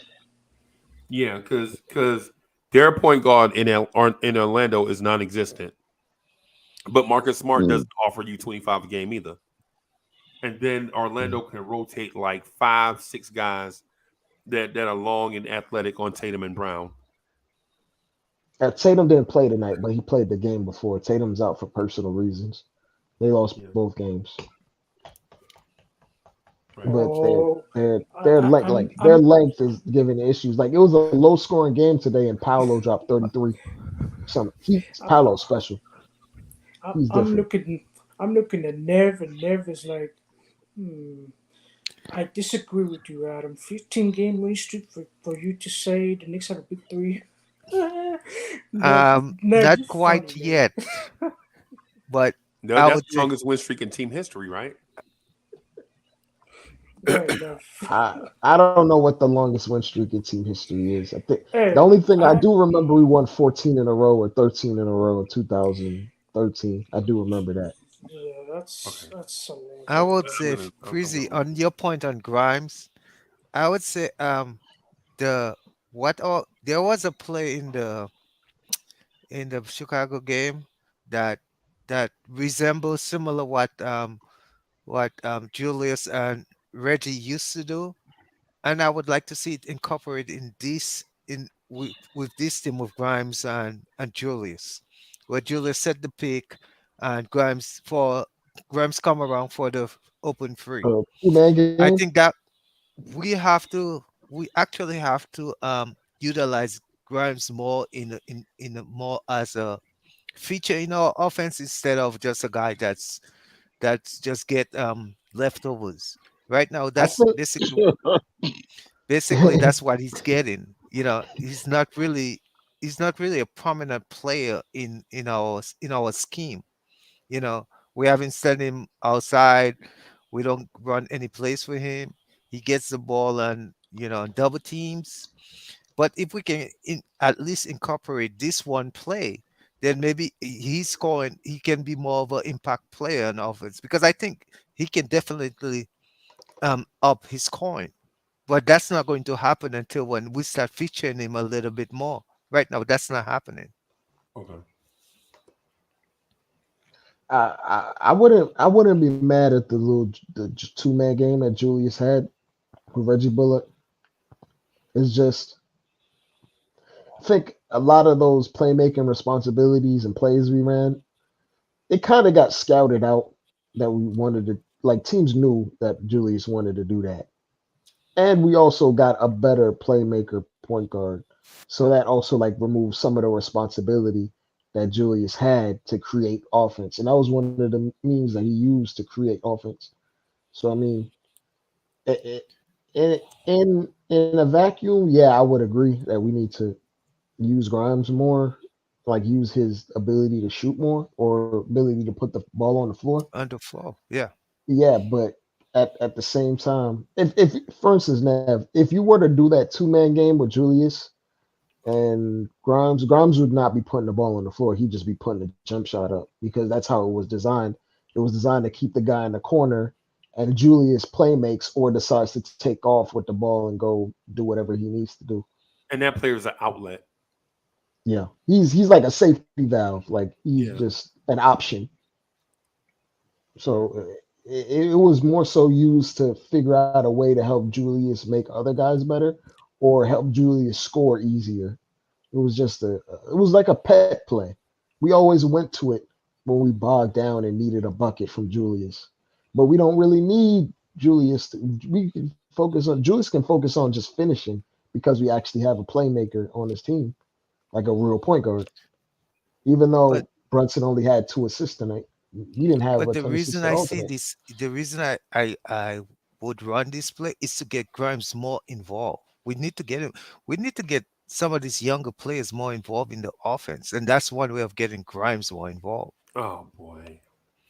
So how Because many I points do mean, you want Grimes to score Yeah. per game? Nev. How many Hey points? yeah, Nev, you know what? You know how you score in the NBA? By shooting the basketball. but that's what Grimes is, Frizzy, a shooter. if That if doesn't we shoot. replace Grimes with Ben Mathurin, you think he's only taking 3 shots tonight? No. He's forcing the issue. At Right. some point, you gotta force the issue.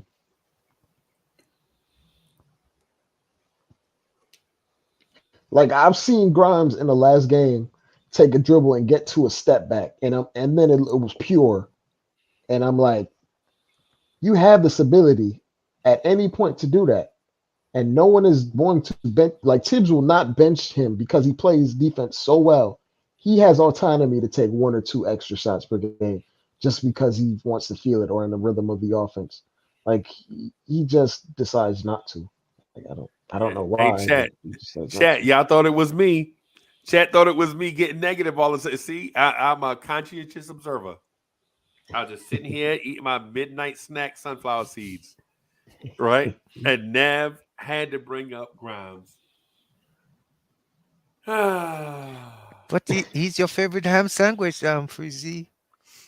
I called him a ham sandwich because people were trying to call him Klay Thompson. You know what? Instead of letting him be instead of letting him be the best version of himself. Yeah, I mean, at least Breezy. he's ham and Swiss. He's not ham and American cheese. At least he's ham and Yeah, Swiss. well, not that processed cheese, not that orange cheese. Who eats orange cheese? Grimes is not even. Grimes Oh, is drop not the link for even. Gi. Freezy. It looks like Gi wants to come in and join. Drop his Grimes drop is his 2 cents. no near to be Clay Thompson. Mm-mm. Right. Yeah. Grimes have to My, focus on being Grimes. and so, if I may, see, I wasn't going to bring this up, but since Nev brought it up, hey man, when the Knicks come, let me tell y'all something, man. When the Knicks come down the floor on most of their possessions, they want to run, read, and react. That means everybody touches it. Everybody touch the ball, bro. Everybody. Even Mitch with his dribble handoff get to touch that basketball. Right? It's not like these dudes are jocking people out. They not jocking out Grimes, bro. You have to be assertive. Ghetto intellect. If you're is that ghetto intellect? Yeah. That's true. Yeah. Okay. It's like he doesn't know how to stream on his phone. You just gotta open it on your web browser. Well, Safari on iPhone, if you have an iPhone. It opens up Find the Safari.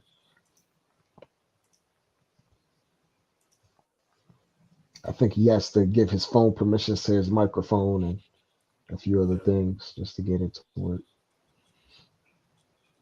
His camera came up, and then it went down. Yep. See? So he's here. Yo, bro. So the thing is what I'm saying about Grimes is Grimes is just not that guy. Why are we forcing Grimes to be something he's not? Grimes is a defensive player with high upside shooting. He can do other little stuff, right? But Grimes is not going to wave off Brunson and be like, "No, Brunson, go in the corner. I got it." He ain't Right gonna now, do that. yeah. He ain't gonna Right now, wave off RJ or Julius. right now he's going to thing to Julius or RJ, but we should elevate this coaching staff. To me, should elevate Grimes where he's an equal part. That's what we need to do. Put him at that level. He's not an equal part on offense. He's not. like in an optimal situation, Nev, how many points per game should he average to you? He should be in the 15 to 18 range No. on a nightly basis. Wow. That's a lot of shots on him. That's what but we not the problem. We tend to be short-sighted, and we don't want to elevate these players and push them where they like push them where they're weak at. And I think that's what, to me, I tend to look at the long-term goal. I'm not really a short-term kind of guy. Like, it's just not winning for me. I would sacrifice winning right now to have a outstanding. So at the end of the season, we in an optimum position where we can win a playoff series. That's how I look at it. I'm looking at it down the road where I can get like Sims. For me, I would work on Sims taking jump shots because I want Sims in the game as the season goes along. I want to see more of Sims because I think he can be a defensive stopper for us. So for me, I'd work on this guy taking jump shots. So eventually, this is where I want him to go. I'm not really a in the moment kind of guy. I like the moment, I can enjoy it, but I am down the road kind of guy. I'm looking past that. I'm looking where we can get our team, our young players to step up to another level. Hey, Nev, I'm gonna give you some advice because you look like a young fella, bro. You look like you're about 27, 28. Right? Thank you, Freezy. I like that. So I'm gonna give you some advice, man. Live in the moment because tomorrow is not promised to anybody. And for those that hear me out. Just let me finish because I understand what you're saying. So the thing is, looking down the road is a recipe for always looking down the road, right? for those that are always looking down the road never comes because you're always looking down the road, right? But in the moment, you can enjoy moments because moments attach themselves to each other, right? Like this moment here feels good. May not feel great, but it feels good, right? And then you play Golden State. That's another moment. You can enjoy that one, right? But you can't enjoy Golden State on Tuesday because it's not Tuesday yet. But when Tuesday get here, you'll be looking down the road to Thursday or Friday. But you could make preparation for Tuesday or even later down the road. That's what you Right. have to do. And you You can have make to make preparation A, preparations. you can make preparation B, you can make preparation C. Y'all know where this is going? Oh yeah, H. Oh, well, you can make all the preparation you want till you get to preparation E. Just But enjoy the moment, man. Just that's enjoy what the good moment. management do, Freezy. They don't just leave it to chance. You cannot just leave it to chance. You cannot leave these basketball players to chance because you want to enjoy the moment. No, the moment is great. The coaches should enjoy the moment, but let's get back to work. Let's improve these players. Let's get them on a level where we can rely on them But on the offensive end. are you preparing for work or are you working? I am working. So if you're working, that means you're in the moment. Yes, I'm in That the means moment that of means you're in the working. present. But if you're Yes. preparing for work, that means you're preparing for stuff down the road. And there are times I myself take it on myself to make preparations. If I consider myself working something and I normally would do it, I would work on it. I don't wait for the time where all of a sudden the job is going to hit me with something, and now I have to try to figure it out.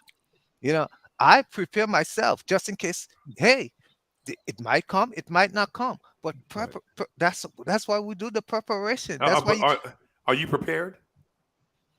yes, I am. That means you've done stuff in your past to be ready for the present. Yes, and that's what we have to do with So these are players. you not good at your job right now?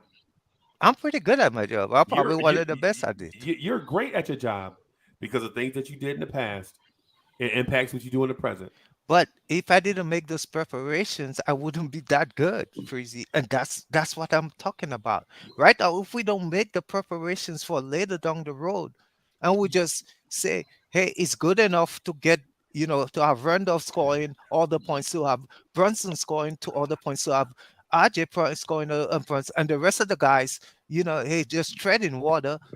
Down the road, when we need those guys, we're not gonna have them. We But cannot they count not on them. but they not treading water, bro. They But young that's what players. they're doing. Yes, No, that's they're what they're learning. doing. No, they're learning. They're treading water, man. No, they're Yeah, learning. It's they, it's they, it's a they're trying to hierarchy. swim.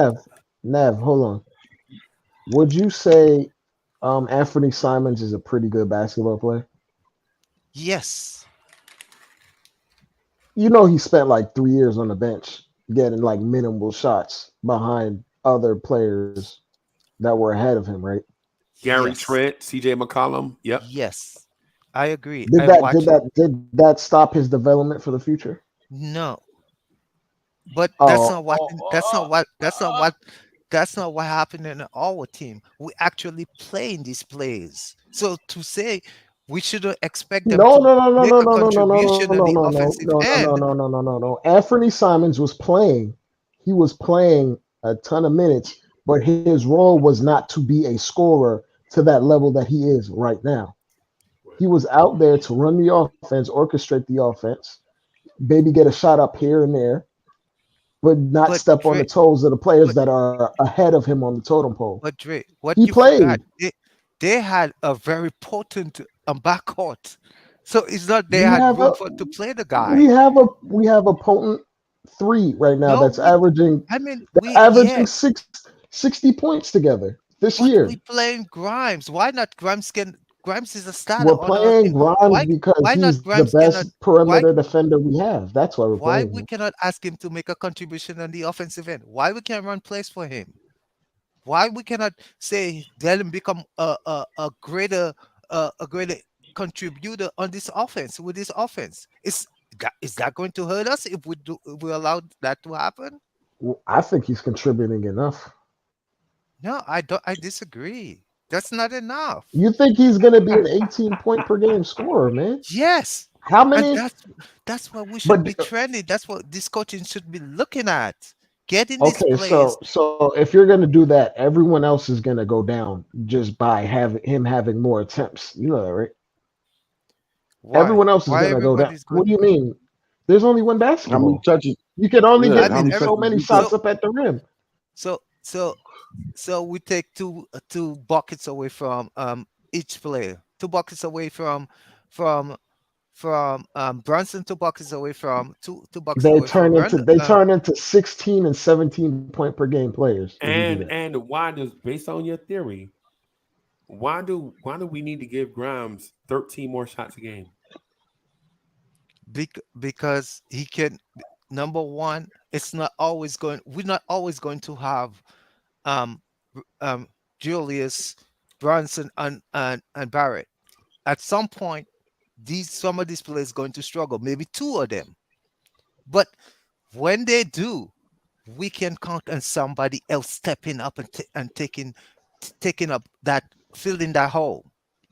Right now, if you guys are comfortable, as far as I get comfortable, if these guys struggle, we're going to just lose the game because But there's that's not his nobody going to be role, though. stepping up. There's going to be a major hole there. There's nobody going to stepping up, and that's okay.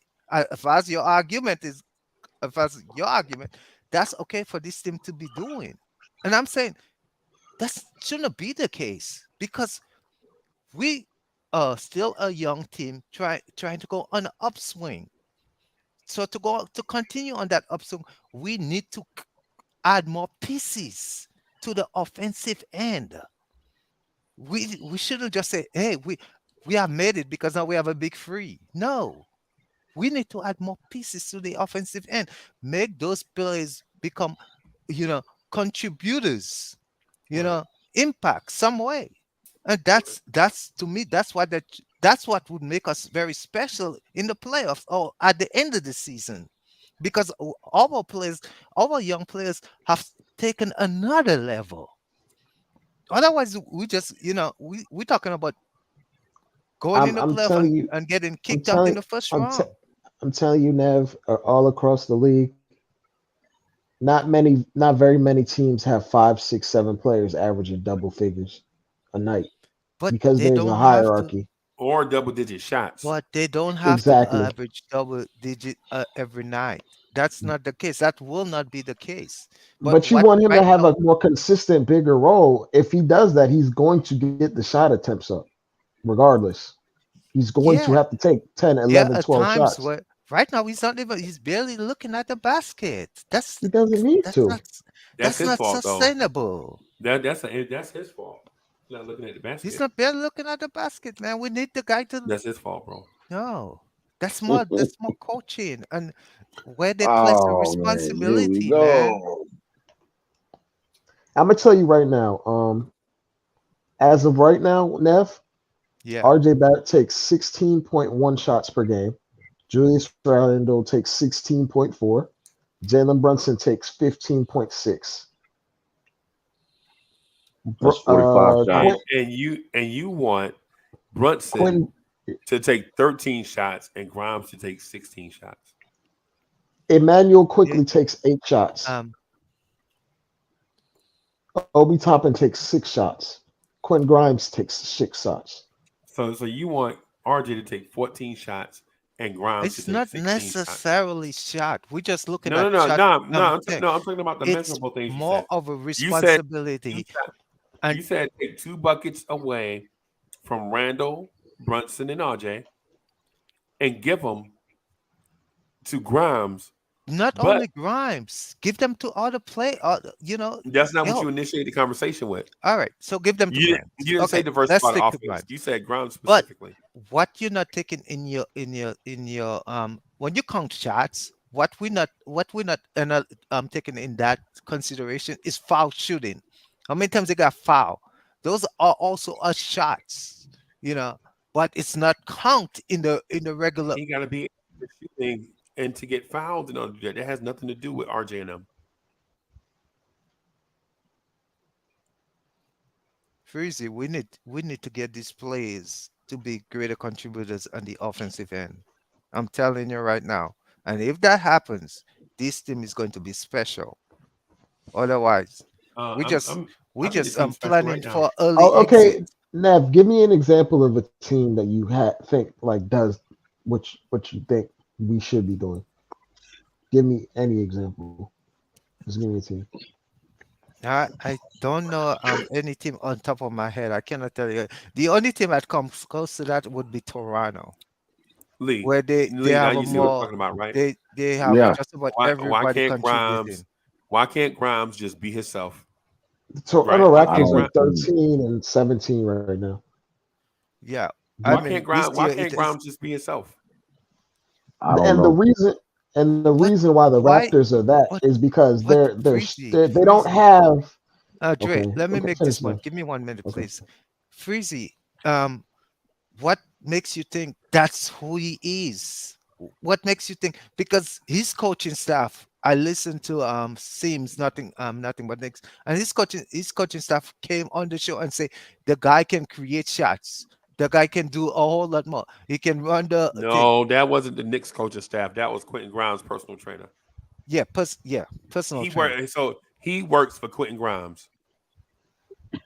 But we have seen it in the summer league. It's not that we haven't seen it. Did you It's see it just in the not. summer league? Yeah. I I watched didn't. the summer league games. We But have that's seen the it in the summer summer league. league. It's not that it's not there. It's the Nev. The summer Knicks league. won 7 in a row, and you're talking about changing the outlook of the team for one guy. No, I am saying no. I'm saying when these plays in the game, we have to give them more freedom to do more on the offensive end. Right now, we're not doing that.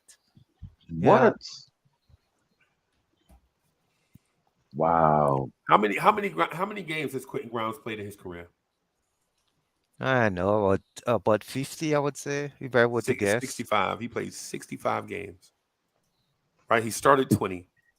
And we are talking about diversifying the offense from Randall, Brunson, and RJ to include a dude that played 65 games. Yes, Tracy, yes. No, And that no. progress can go as slow, but it needs to go. Oh, Yeah. Because it's not about just now, man. It's looking down what you're going to need to accomplish to you know that's the way I coach, man. I look down to where my team is going to need to be, and I've tried to get other players to contribute because I feel at some point I'm going to need them. Yeah, I just don't say we have three players, and that's those three. That's all we need. It shouldn't be that way, and we're going to just try to get these three players as uh, optimal playing at the optimum level as possible. It shouldn't be like that. Development isn't linear, Nav. You should know that. I Right. Come on, know that, man. man. Right. That's a straight And so line. I know. I would be with you if you use that same standard for the second unit, because that second unit flat out can't score at all. That second unit is struggling offensively, right? McBride can't shoot or is struggling with his shot. Quickly is struggling with his shot. Hartenstein, and we already know what Sims is, right? But instead of saying let's address the second unit, you're saying let's take it with the chemistry of a team that won 7 in a row No, I because you am. want one guy to get more shots. No, I am not saying it's not Grimes alone. I am include when I'm talking, I'm including all the second guys, Seams, McBride. I'm not including Quickly. Quickly gets enough shots. He's just not making them. You know, but Seams, um, Quickly only takes two McBride more shots than Grimes per game. Quickly Just should so take you know. less shots, matter of fact. And Grimes What? and McBride and Sims should take more shots. We need those guys to make a What kind of shots are contribution. Sims gonna take? You want Sims to take jumpers when he shoots like sub Yes, 50% from yes, the free throw line? yes. I want. But he can't We even have shoot got free throws, so why would he take jumpers? Okay, that sounded correct. Sims free throws actually are on the upper end. He just missed a few we early. haven't even seen a jump shot Oh, from the guy. Wiz, The wait a only minute. Are thing you is a saying push Jericho shot. Sims is a good free throw shooter? I'm saying he's a good free throw shooter. Yep. Oh nah. Oh Let's Wow. pull up. nah, fam. Nah, Let's fam. pull up. Tonight, man. Let's No. use data, and that. Okay. Y'all tripping. No, man. He's only taken 5 free we throws look. and he's made 4 of them this year. 4 out of 5 for the season. Man, if you over there sipping on that overproof rum, Hmm? What happened? nothing, bro. I was just teasing. That's okay, man. I don't mind. All I do know that he shot 41% from the free throw line last year though. Mm-hmm. So and Yeah, guys we don't usually gotta go push from these plays, 41% man. to 80% on high volume. It's just 4 out of 5 thus far. So Dude shot it's 41% from the tempo. free throw line. Now we want him shooting threes. Come on, fam. But as if you take a look at how they play him, they actually have him all the way at the 3-point line in the But corner. that's just how our sets are. That's really just Yeah. That's how how our we run sets our are. offense. It's because when he's in the lineup, he's designated as the 4 when he's next to Hartenstein. And Hartenstein is the one coming up and down, setting screens and going to the dunker spot. When in actuality, it should be the inverse. But we do run read and react, so they alternate sometimes the same responsibilities on a game-to-game basis, on a play-to-play basis.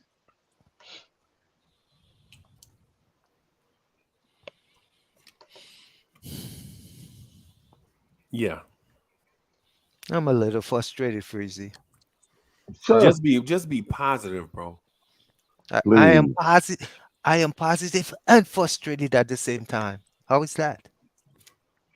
Positively frustrated. Exactly. Is what Thank you you.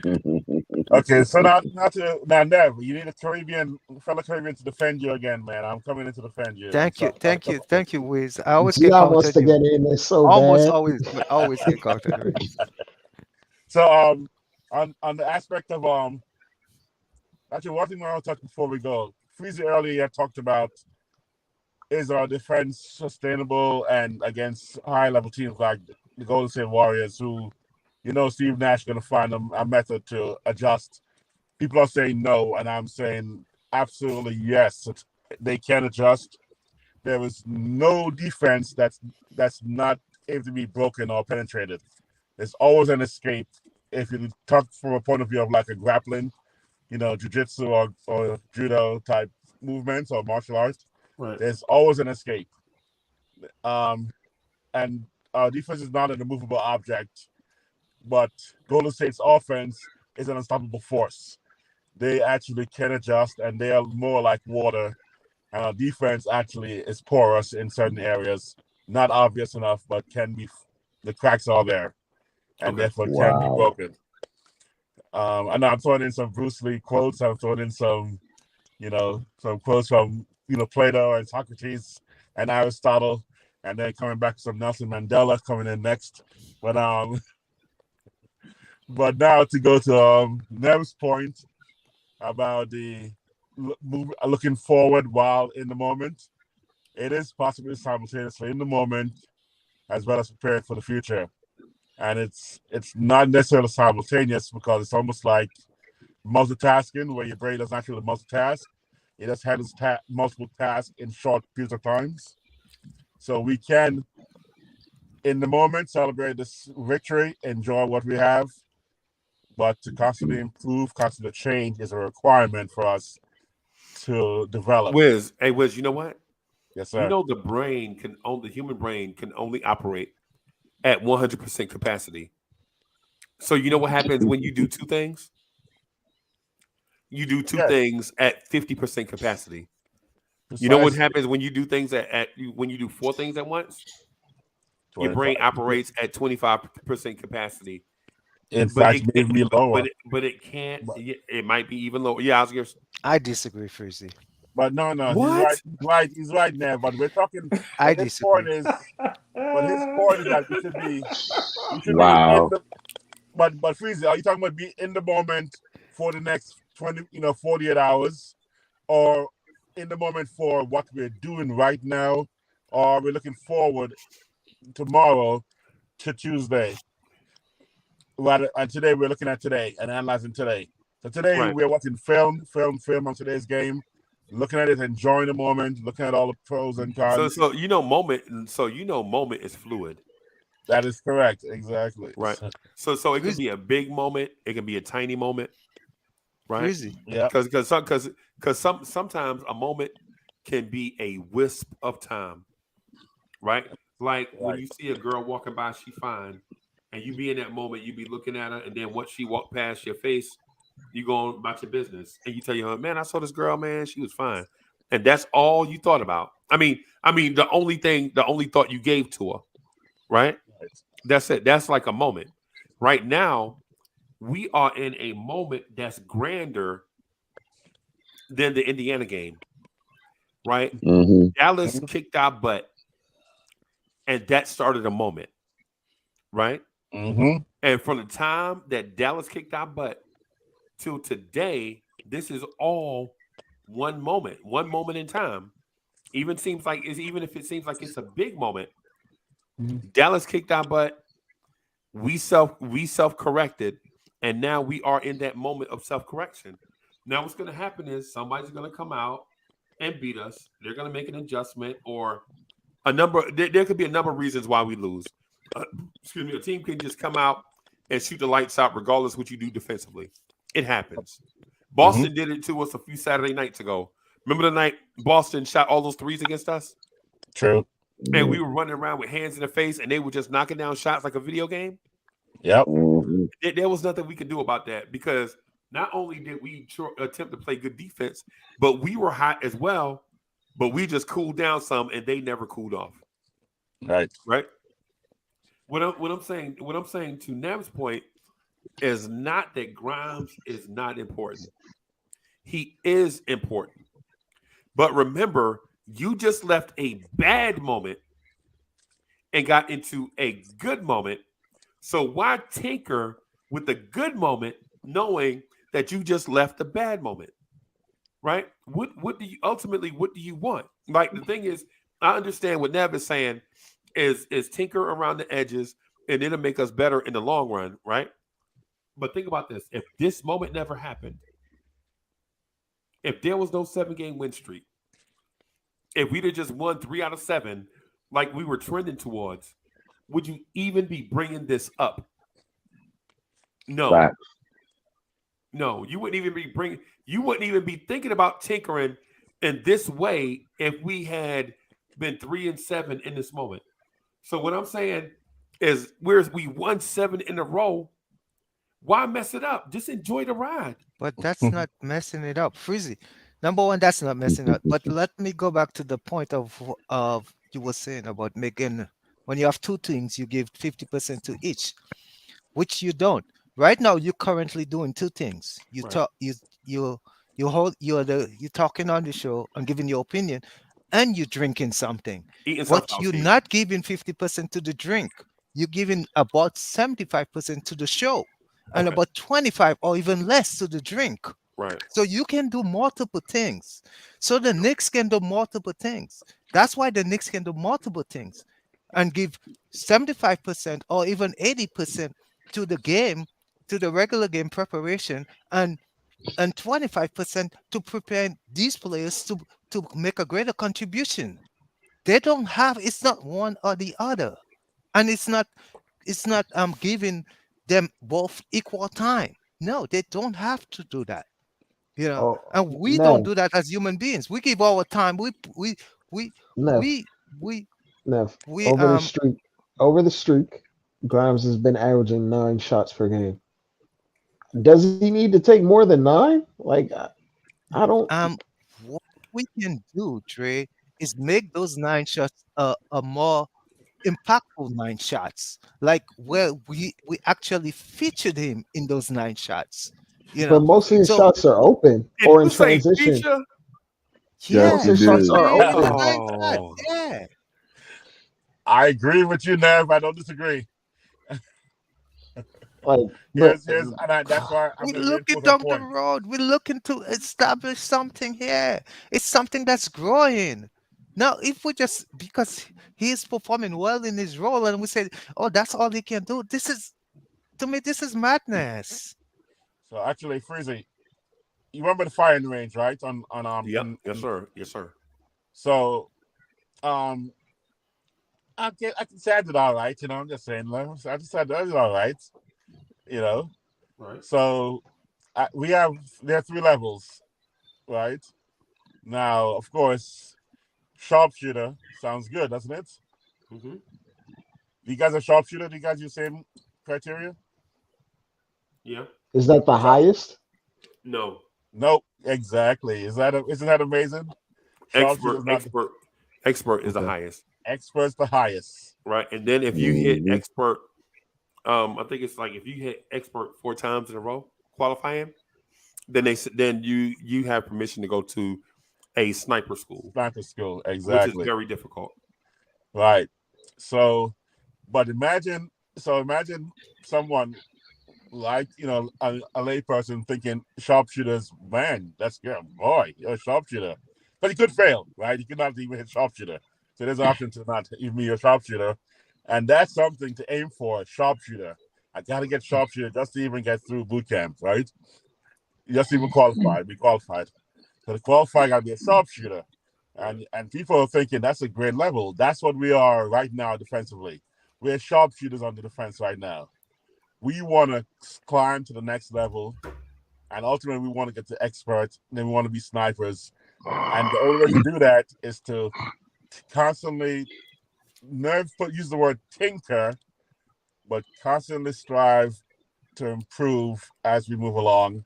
And part of the striving to improve is to make sure that a team has to exert effort on the defensive end so that they're not as fresh on defense because they know what's coming every time and they know who to defend against.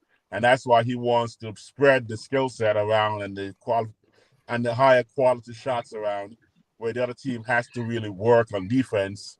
That helps us to get them more exhausted on offense to help improve our defensive skills as well. I think that's where he probably is trying to go as part of it. I don't know if I'm right or wrong there, but that's my thought process. We improve involving Mitch more, involving Grimes more, and more set plays for them, so they know it's not going to be an ISO or I mean, again, we could use the same format. I mean, obviously, the Chicago Bulls, Corey Phil Sleep, Jackson Freezy. basically used one play all the time. I was like, okay, you can't stop it. Cool. Until you stop it, we're going to keep Corey. going. But I think defensively, you have to be much more flexible because there is a counterattack, there is an escape against defensive moves even more easily than there is to stop offensive players that are ridiculously dominant like the Bulls were or the Warriors are right now. I want to say, like, even if you want to include Grimes into getting more shots, he's just now starting to hit his 3 No, not consistently more because shots. No one said more shots. Again, Nev clarified, not more shots. more No, opportunity. Nev said more shots, bro. Okay. Did Nev, you mean more shots or did you mean more set plays for him to have More set shots? plays for Grimes. And Mitch No, as Nev. well. Yeah. You said take 2 shots from Grimes. I mean, Well, that's true. You from did But say we that, could Nev. do Randall. that as well. You did If say if as well. Grimes is Okay. going well, why not?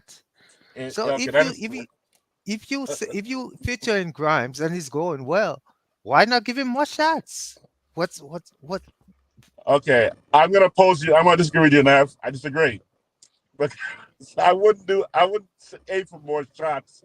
I'd aim for more set shots and more quality shots controlled by us rather than let it happen randomly.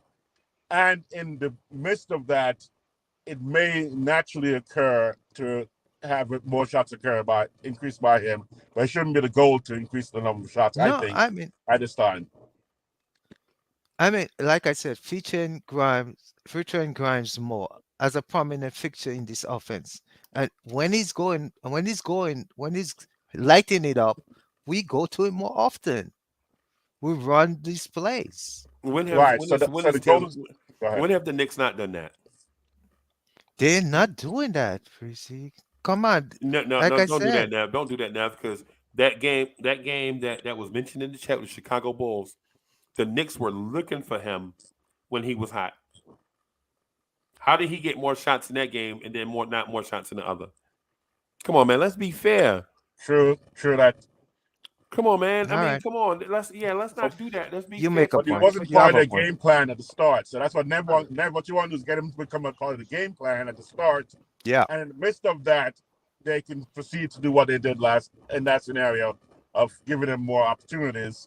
But your statement of giving him more shots on its own, independent of whether or not we're working well right now, which we are, is just something that I would probably oppose as well, like they're opposing. So now, Nev, I disagree with you. Okay. At some point, the onus has to be on the player because Tibbs is not going to yank him out the game unless he's taking contested 30-foot jumpers. Yeah, He right. has his opportunity to get the ball on closeouts and attack and create for others on almost every other play. He chooses not to shoot a lot of the time. He chooses not to shoot. True. But would you want to have Mitch have more set plays for Mitch? No. Okay. More I don't know. pick and roll, so more lobs, more. Because Wiz, I mean, think I about this. don't. Okay, Go ahead, Freezy. I was gonna just on Mitch and read and react when Mitchell Robinson catches that ball at the top of the key. He doesn't even look at the rim. Yeah, that's what I'm about to say. Okay, so let's use that as an example. Is that Mitch or is that coached? Hey man, only you can control your own eyeballs. It's Unless Mitch someone because says- I don't think he has the confidence to take it right now. There, for a lot of players, to me, a lot of players don't realize there's a heavy burden when you're not taking shots to all of a sudden take shots because they're going to be nervous energy and all those things, trepidation, all those things within you.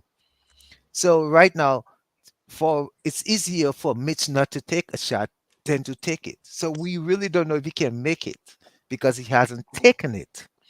So that's the point. So right now, I don't know what he can do because I've never seen it and I am not there in practice. So I can't make that. I cannot say one way or the other. Right. What I'll say to Mitch is a lob threat only, and when defense take the lob away, he ain't doing nothing. Yeah, okay. How about iHeart? And Randle consistently looks for Mitchell Robinson, but Mitch don't be open. Like He's what Mitch won't go into a post hook or anything like that. He'll just go Right. straight up. And what defense is going to leave a 7-footer wide open under the rim? True. No defense is going to do that. You know what I'm saying? So they have to try to find ways to get Mitch the ball. And Randle does try to do that. Right? You seen it tonight. He hit Mitch, I think, twice, 3 times. Mitch bobbled one. You know what I'm saying? So the Mitch thing, I just wish Mitch had, you know what? No, I don't. Mitch is perfect like he is. Right. Mitch is perfect like he is. iHeart, what iHeart or Sims? iHeart mostly. Doesn't look at the room enough. He still passes just to look at the rim and make an attempt is a difficult process for him. In the lineups where he's in there with Sims, they make him try to be a stretch, and he has less hesitance to put it up because if he doesn't put it up, it makes it harder on the rest of the team to have two bigs on the court that won't shoot. Right. Okay. And if you notice, Hartenstein will shoot at 3 if there's another big on the floor because there's somebody down there in theory to rebound. In theory. Mm-hmm. Yeah. Good point. Okay. But Sims won't do that when he's on the floor with Hartenstein. Right. Yep. Sims will never shoot the ball. Yo. And that's not because,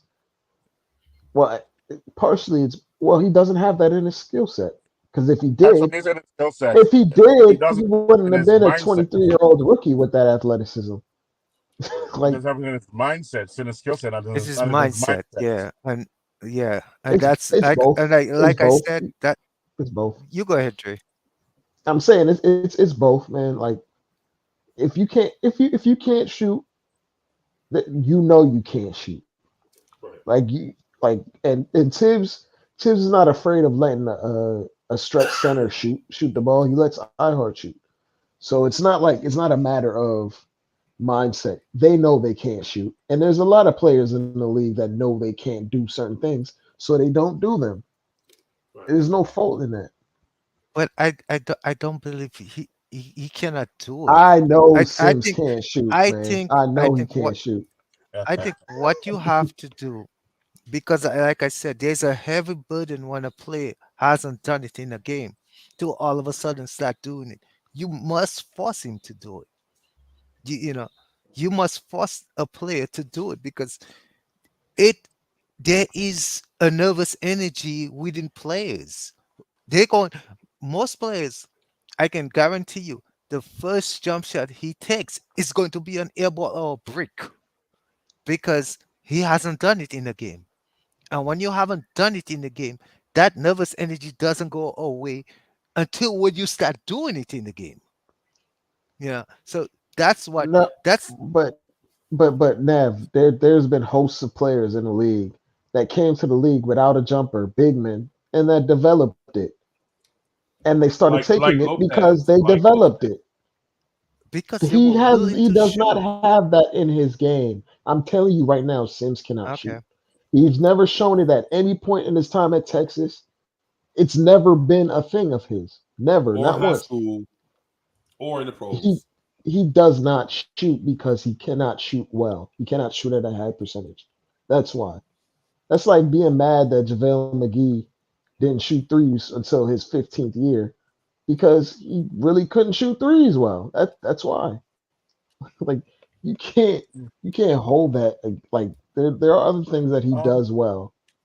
with Sims actually, or with certain players, I don't say can't, hasn't, hasn't more than can't. I watched Sims stroke, and Sims has a really great shot, really great. Where ev- in warm-ups or something? and yeah, most stuff goes in warm-ups, but in G League and even in college, actually, I watch him in college too. I've been watching Sims. I like Sims. Sims actually backed up Bam, right, in Texas first 2 years. No. Who was it? Wiz, come on, you know who it is. I forgot. I'm blanking on So Mo Bamba, his first year. Mo Jackson, Bamba. That's who it is. I'm J- sorry. Jackson Jackson Hayes' second year. Bam and Bamba. I'm Jamaican, man. I can't think of Bamba and Bam. They all Bam to me. They all Bam, right? Bam. Mo Bamba. I'm sorry. Yeah, you're right. Okay. Pull the trigger. Pull the Yeah. trigger. Yeah. Bamba. Right. Mo Bamba. But nah, man. The thing is, I'm not saying, and I don't mean this in a disrespectful way. Y'all know y'all my fellas, man. But bro, we won 7 in a row. Why can't we just be excited for once that the team is doing something good? Why do we always have to nitpick everything Knicks related, bro? Oh, no, I didn't walk in here nitpicking. I walk in here just telling Nev that the logic about improving while celebrating, or rather celebrating, is actually a natural process and should be the process of everyone. And I think about it constantly. Again, I'm not even thinking about any changes right now at all. But I'm not going to wait for Golden State to stop us punches in the face, and then we go, oh man, we forgot about that part of the game. But Wiz, okay, so Wiz, guess what? Yeah. If we lose Tuesday, so what? Right? I know it's a learning. It's learning. We learn more from losing than winning more quite often, right? Right. But you know what? The Golden State Warriors are the defending NBA champs. Right. And if you lose to the champs, does that make you a chump? No, but it shows what we can do to improve. Right. Yeah, What it sounds like, I'm just saying what it sounds like to me, what it sounds like and what it sounds like in my ear is this. I would rather lose while my favorite player look good than the team win. That's what it sounds like in my ear. I Okay. would rather my favorite player look good losing than the team winning. That's what it sounds like to me in my ear. And I know this can't be right. That's why I'm asking so many questions, because I'm not questioning Nev's fanhood, because Nev is a smart dude.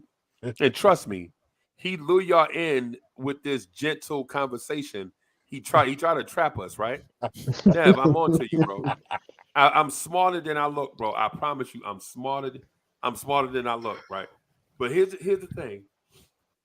The team won 7 in a row. Why not just let it rock? And when it comes time for us to that we need Grimes, like in that Chicago game, Grimes will be ready. You know why? Because Nev doesn't want to sit on the dock of the bay watching the tides roll away. Oh, okay, I'm just saying. Thanks, wisdom. I got you. You got me there. You got me there. You know who's saying that, Nev? Yeah. Okay. Thanks, If man. it ain't broke, don't fix it. For now, at least. Please, for now. Because it's been broke. It's been broke a lot during this year, and we couldn't fix it.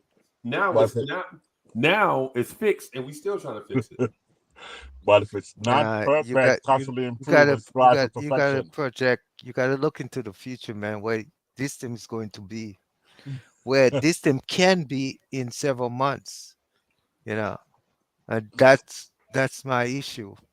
That's what I'm doing right now. So I'm Nev, just not Nev, satisfied with. So Nev, you think, like, for instance, it's game 6 of round 1, and Sims is in the corner to hit a dagger 3 to put us up 6 with 30 seconds to go, and he's gonna drill that 3. Is this the most ultimate best case scenario of that skill happening? Because like Sims Not is a never dagger going to hit a 3, corner but 3. maybe A corner 3. maybe a open, maybe a 15-footer. I would like to see that. A 10-footer, somewhere in that range. I would like to see that.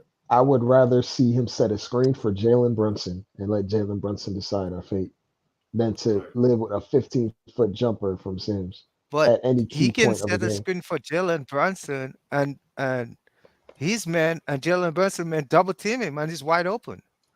Then he can roll to the rim and make a layup. I'm not trying to see him take no jumpers. But if Because the if he takes opportunity it is and not there, misses it, we would roll if he to the takes it rim. and misses it, we'll be like, why did he take the shot? But that's what we have to do. And We you have would to be be like, willing. Let me I'm make this happy point. he took the shot, even though he missed Let it me because make he's this not a one good point. shooter. We have to be willing to live with he missing that shot, because that will get him to improve. That will send him to the gym and practice more. So far now. We doing the same thing with RJ. We're living with RJ's mistakes. We're living with a lot of these players' mistakes. Why not Sims? I disagree, Nev.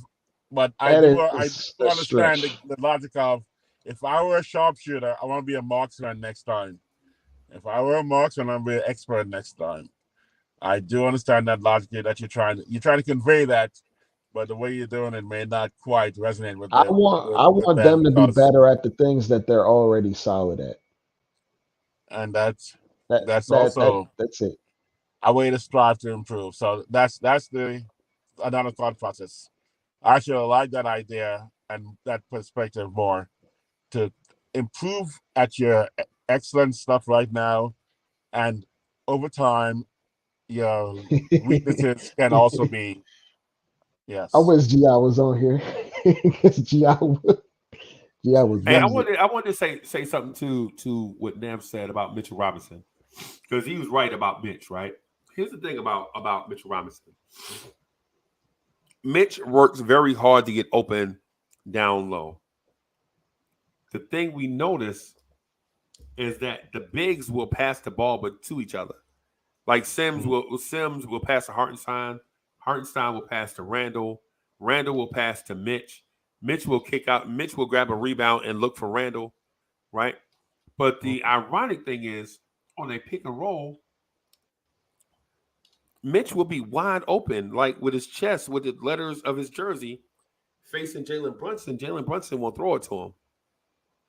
And furthermore, in the Chicago game, I think we counted like 6 or 7 times where Caruso got trapped on Mitchell Robinson or Julius Randle, and RJ Barrett didn't dump the ball down to them. Instead, he put his head down and went to the rim. Right? Especially Mitch. I counted 3 separate times where Mitch had that man boxed out almost out of bounds. And RJ didn't pass that ball to Mitch. Instead, went to a layup. 2 times he missed. 1 time he got fouled. Right?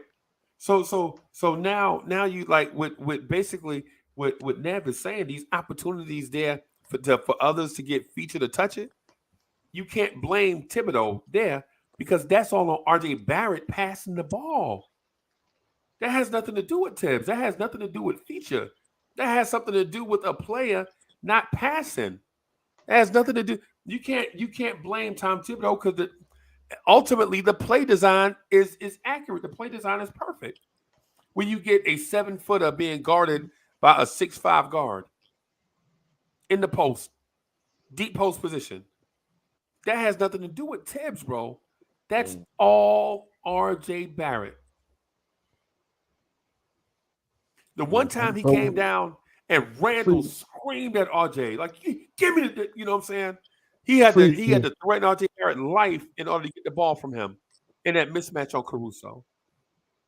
Freezy, the times you've seen Mitch put up a shot that's not a dunk, it's always looked awkward, like he's barely I hadn't seen that in about 7 weeks.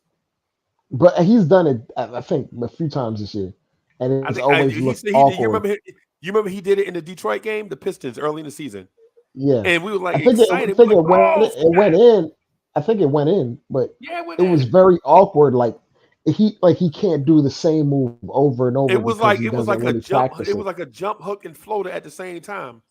But it wasn't technically sound at all. It was just like he flung it up there. Right. But it's like it speaks to like that when they do their runs and they do practices, they probably know in practice that he can't do it, which is why they don't break it out in the middle of a game. Right. Like they see him. But what I'm saying is when I saw it in the Detroit game early in the season, a lot of us thought, well, this must be what Mitch was working on during the summer. Right. You know what I'm saying? That's what I'm saying. Like, because we saw it that one time early in the season, we're like, oh, snap. Just like we saw Jericho Sims about 3 weeks ago do the Euro in an NBA game. Right. Not from the Summer League, not the Summer League Euro. Like a little floater. Yeah. It was like, oh, snap, Jericho. And I think that's part of the thing that got people thinking that Jericho Sims has a bag. Maybe he does. That was his training move. Like like it has to be a perfect scenario for him to pull it out his bag, basically. Like he has to go through a cone drill where the defender's in a particular place on the court, so he knows what to do. But if something were to go awry and like the defender is shuffled across in a particular area, he doesn't really know how to adjust. So then like they don't take those risks. So I mean, the thing I've noticed, a lot of big men now, they're teaching big men to have like a big man floater, a little push shot. Like they're training bigs to do that now, particularly if you're not like a really, really tall big. If you're like a 6'10" big, they teach you how to have push shots. You talking about the Alonzo Mourning push shot? Yeah, but you remember that center that was on the Kings that we just played with the dreadlocks? I forgot his name, but he was coming off the bench. He has that little push floater. Yeah, Rashawn Holmes has that little push floater, and a lot of bigs have it now. Jokic, for example, has a floater that he uses often because he can't always get over.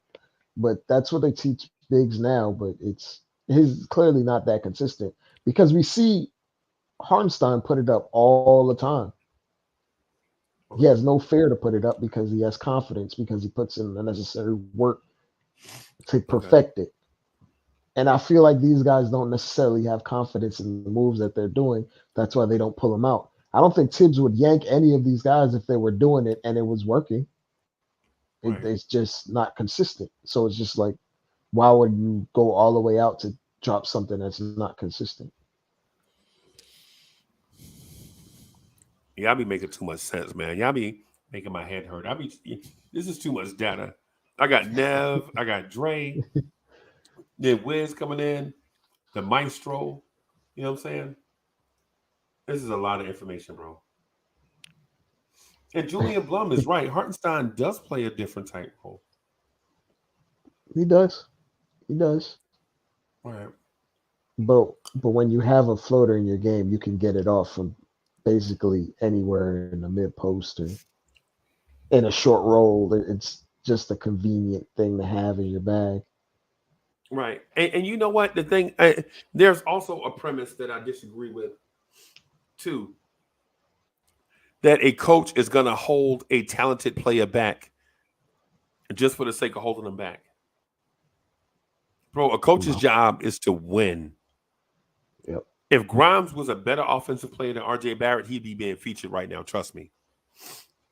If Mitch could shoot the three, if Sims could shoot the three and help Tibbs win, you best believe Tibbs would use that to his. Tibbs would use it to death. You would be Miles Turner out here. Yeah. I don't think, this is just my personal take, and I may be wrong, but I don't think a coach is going to hold back talent for the sake of ego, because he don't get no NBA owner is going to pay for a coach's ego. He's going to pay for coaches' wins. That's what he wants. So I can't envision a world where a coach is going to hold back a player and take losses. Mm-hmm. It's ultimately the whole purpose is to win or lose in the grand scheme of things. Right. And whatever gives the team a better chance of getting a bucket or winning is what Tibbs is going to opt for. So like we've seen Mitchell Robinson's tape over the summer where he's working out in YMCA gyms doing crossovers. That doesn't necessarily fly in the league. So you can work on these things, but if it's not consistent or going to work, it's not going to find a place in the league. It's not going to find a place in our offense, basically. Right. I always believe a lot of these guys work on the things they're not going to use in an NBA game. Mitch taking freeze was, to me, that was like a waste of training. Why would you train on taking I'll be right back, freeze? y'all. Why not train on doing pump fakes, which is something you can add to your game, literally add to your game. When you get a rebound, pump fake and go back up. Take those baby steps. I don't know why players feel the need to take extra measure. That's way out there. You coming out from a guy that's not able to shoot a jump shot to a guy that's going to take a free. Do you know the amount of pressure you put in on yourself? Nev, But if you like literally practice okay, pump fakes and then 5-footers and then 10-footers, then you can extend your game out there. But to go from not even able to pump fake on a rebound, offensive rebound, to all of a sudden taking a free, the pressure you put it on yourself to make those type of shots is crazy.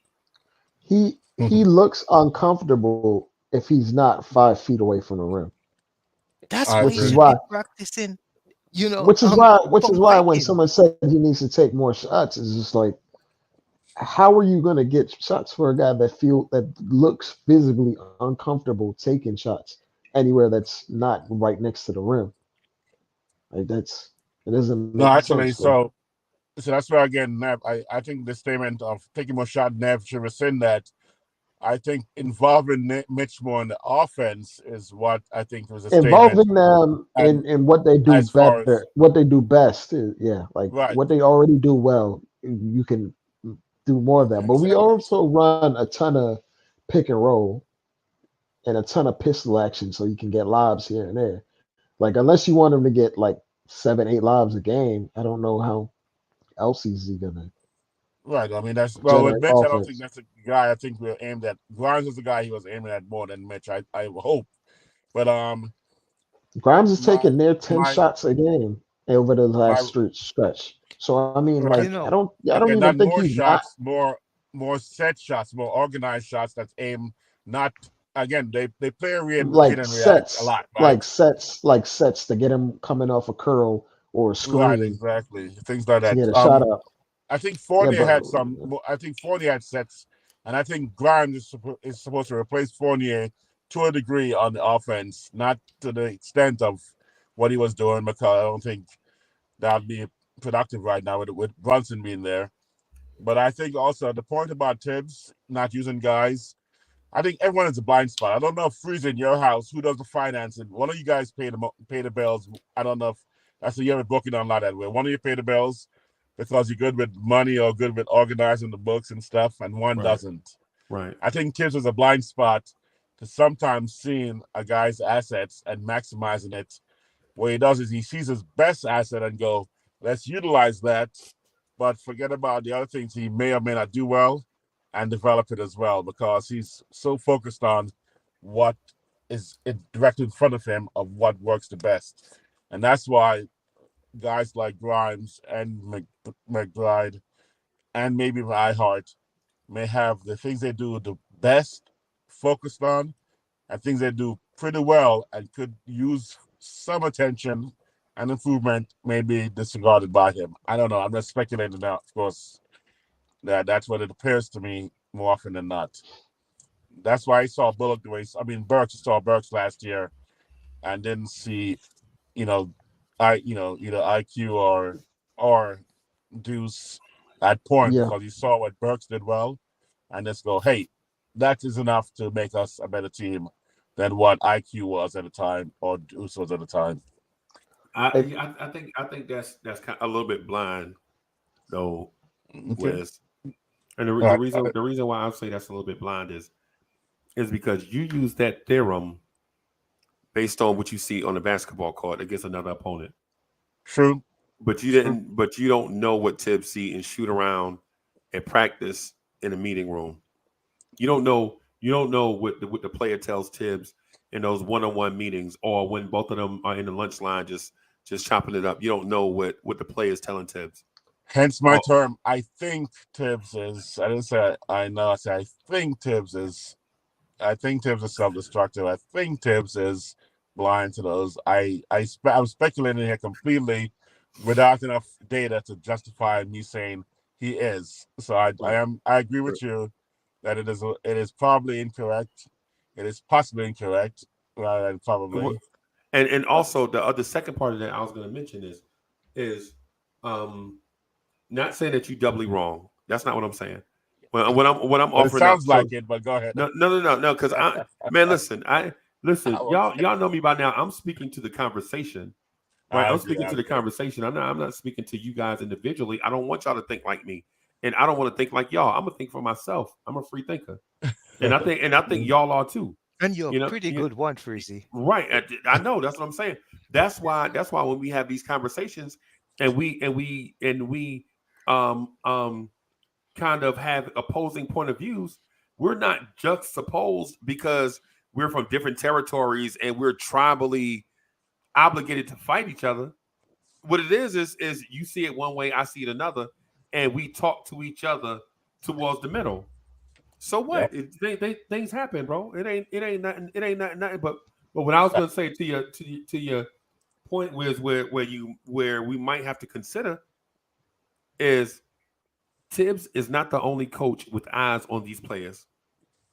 They have a coaching staff they have an army. I bet you for 15 players, I think they have like 13 coaches and assistants. Yeah, right. Right. You're right.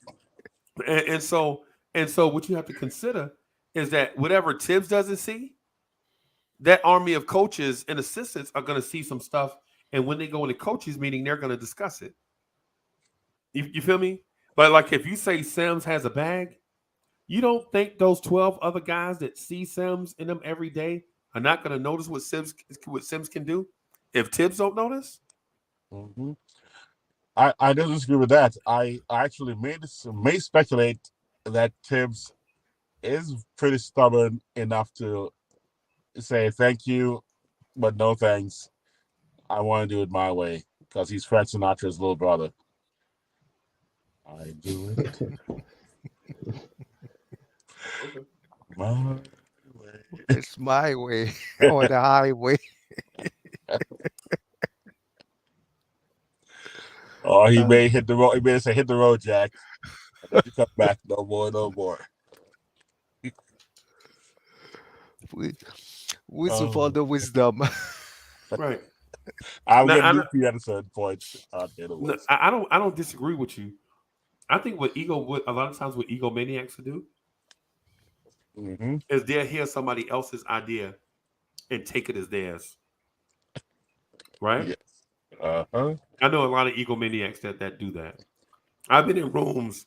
I've been in rooms where if a guy didn't come up with the idea and it's the best idea, he'll steal the idea in front of that person's in front of that first person's face, and not give him credit because that person reports to him, and he pays that person, so he feels like he's paying for ideas. And then the other spectrum of personality disorders, a narcissist who will actually dismiss even a good idea because it'll affect his personal confidence or security, and he'll dismiss it even though it's better because he doesn't want to be seen as being wrong. Right. And that's a possibility as well. I'm not gonna say, of course, I don't think Tibbs is that, but I'm that's probably more Nev than Tibbs, but I'm just saying, Right. Maybe I'm Right. joking. You're a narcissist. You have some narcissistic tendencies. Yeah. Oh man, but going back to what you were saying now, celebrating today. Today was a beautiful game because I love the fact that they survived adversity even more than they did last Wednesday. This is a true test of grit, of what Brunson is made of, and then seeing Julius step up like he did with those free throw shots and being willing to take those shots and answer those shots, because this was something to behold. Again, we could find little flaws here or there, but overall tonight's game I thought was one of their best victories, even better than the blowouts we had. Yeah. Even better than Friday's game, in my opinion. Yeah. This might have been the best game of the year for the Knicks, because it was very competitive and they were down, even at a point where they could have lost the game. And they fought back and took the lead, So I was really impressed. By the way, would you be opposed if Jericho Sims comes on the podcast? No. Okay. No. Just let you know I invited him. Good. Did you invite his jump shot also? Oh, Good one, Freezy. Man. Wow. Freezy with the quick wit as usual. I'm just asking, Wes. I'm just asking. Oh man, that's cold. So Nev, how comfortable do you feel like with us doing a website? I looked at stuff, bro. There's a lot of space. There's a lot of space on these websites, bro. Mm-hmm. I don't know if we'll have enough help to fill up a website. I, for one, won't be able to do. I could only do maybe enough writing for like maybe once a week. Okay. Well, you don't really have to update it all that often. I mean, new stuff it's basically when you have new stuff, you can send the user over there and check stuff out. So you can create more of a static website, and and when there's something new or something you want to expound upon, you can send people to it. Maybe like a thought. Yeah, So particular writing, particular video, You can post some of your videos that's same video on YouTube that you might say, hey, check this one out or that one out with Right. this writing, and have a writing to it or something, or no writing. It all depends. Okay. Yeah. Hey, And quick this is question. the content. You can just make that like something that make it heliocentric to this content off of YouTube. Yeah. I You can don't. take particular clips out and then put it on there for this or that and the third. Dre, I ain't gonna lie to you, bro. I got like 3 projects wide open right now, and to, You're, and to do the, and to do you're the busy. website, and then to do the website, that'll be like a 4th project open. Yeah. You Right, might be right. running yourself ragged, buddy. So Dre knows that Dre knows about one, and so the others has something to do with some. I don't want to get into, but yeah. So the channel Yeah. is growing, but not the way people think.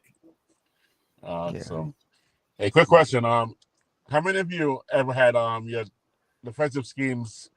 You saw the way Deuce had his head behind his back and played like that. How many of you ever played that way, and practice that way to develop, not, you know, Foot movement. I yep, think that I exactly. think that, but I think that's more to show like the refs, like, hey, I'm not putting hands on them because like when guys go against guys like Harden, they end up doing stuff like that just to show up the refs, like, hey, I'm really not putting my hands on him, Yeah. even though he's Mm. like ripping through into my body to draw a foul. Wow. Yeah. Because you're Speaking of ripping through, because normally you're supposed to play with your hands out because a pass can always either if you're not even right? looking just by That's having your hands out you can deflect something. exactly what I was Because I've thinking. seen I seen Deuce himself always deflect balls without really even seeing the ball. Hmm. So like it's more of just showing up. Like I'm not playing defense with my hands right now, ref, and I'm not gonna try to get a foul. But It's kind of like it's the Duke player slapping the floor. That's yeah, kind yeah, of he did. it's for show. But like Right. in the game, it was for show. Because I saw him do that a few games ago, where he was navigating a screen with his arms behind his back Yep. because he had gotten a foul because he used his arms to navigate a screen, and the Right. ref called him for one.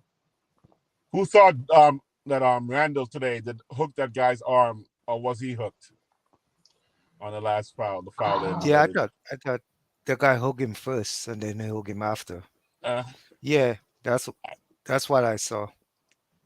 How many points The guy had him did by they the score waist. tonight against the Knicks? What was the score? I don't even remember what the score 109, was. 106, Yeah. Oh, even 109, that 106. Yeah, the we had a highest score. poor night as far as assists tonight. Oh yeah, I know. That's one of my concerns was especially Brunson's assist numbers. That was He had shocking. He only had two. two. Randall had like a few. RJ had none. None exactly. That was shocking to me. I was like, what?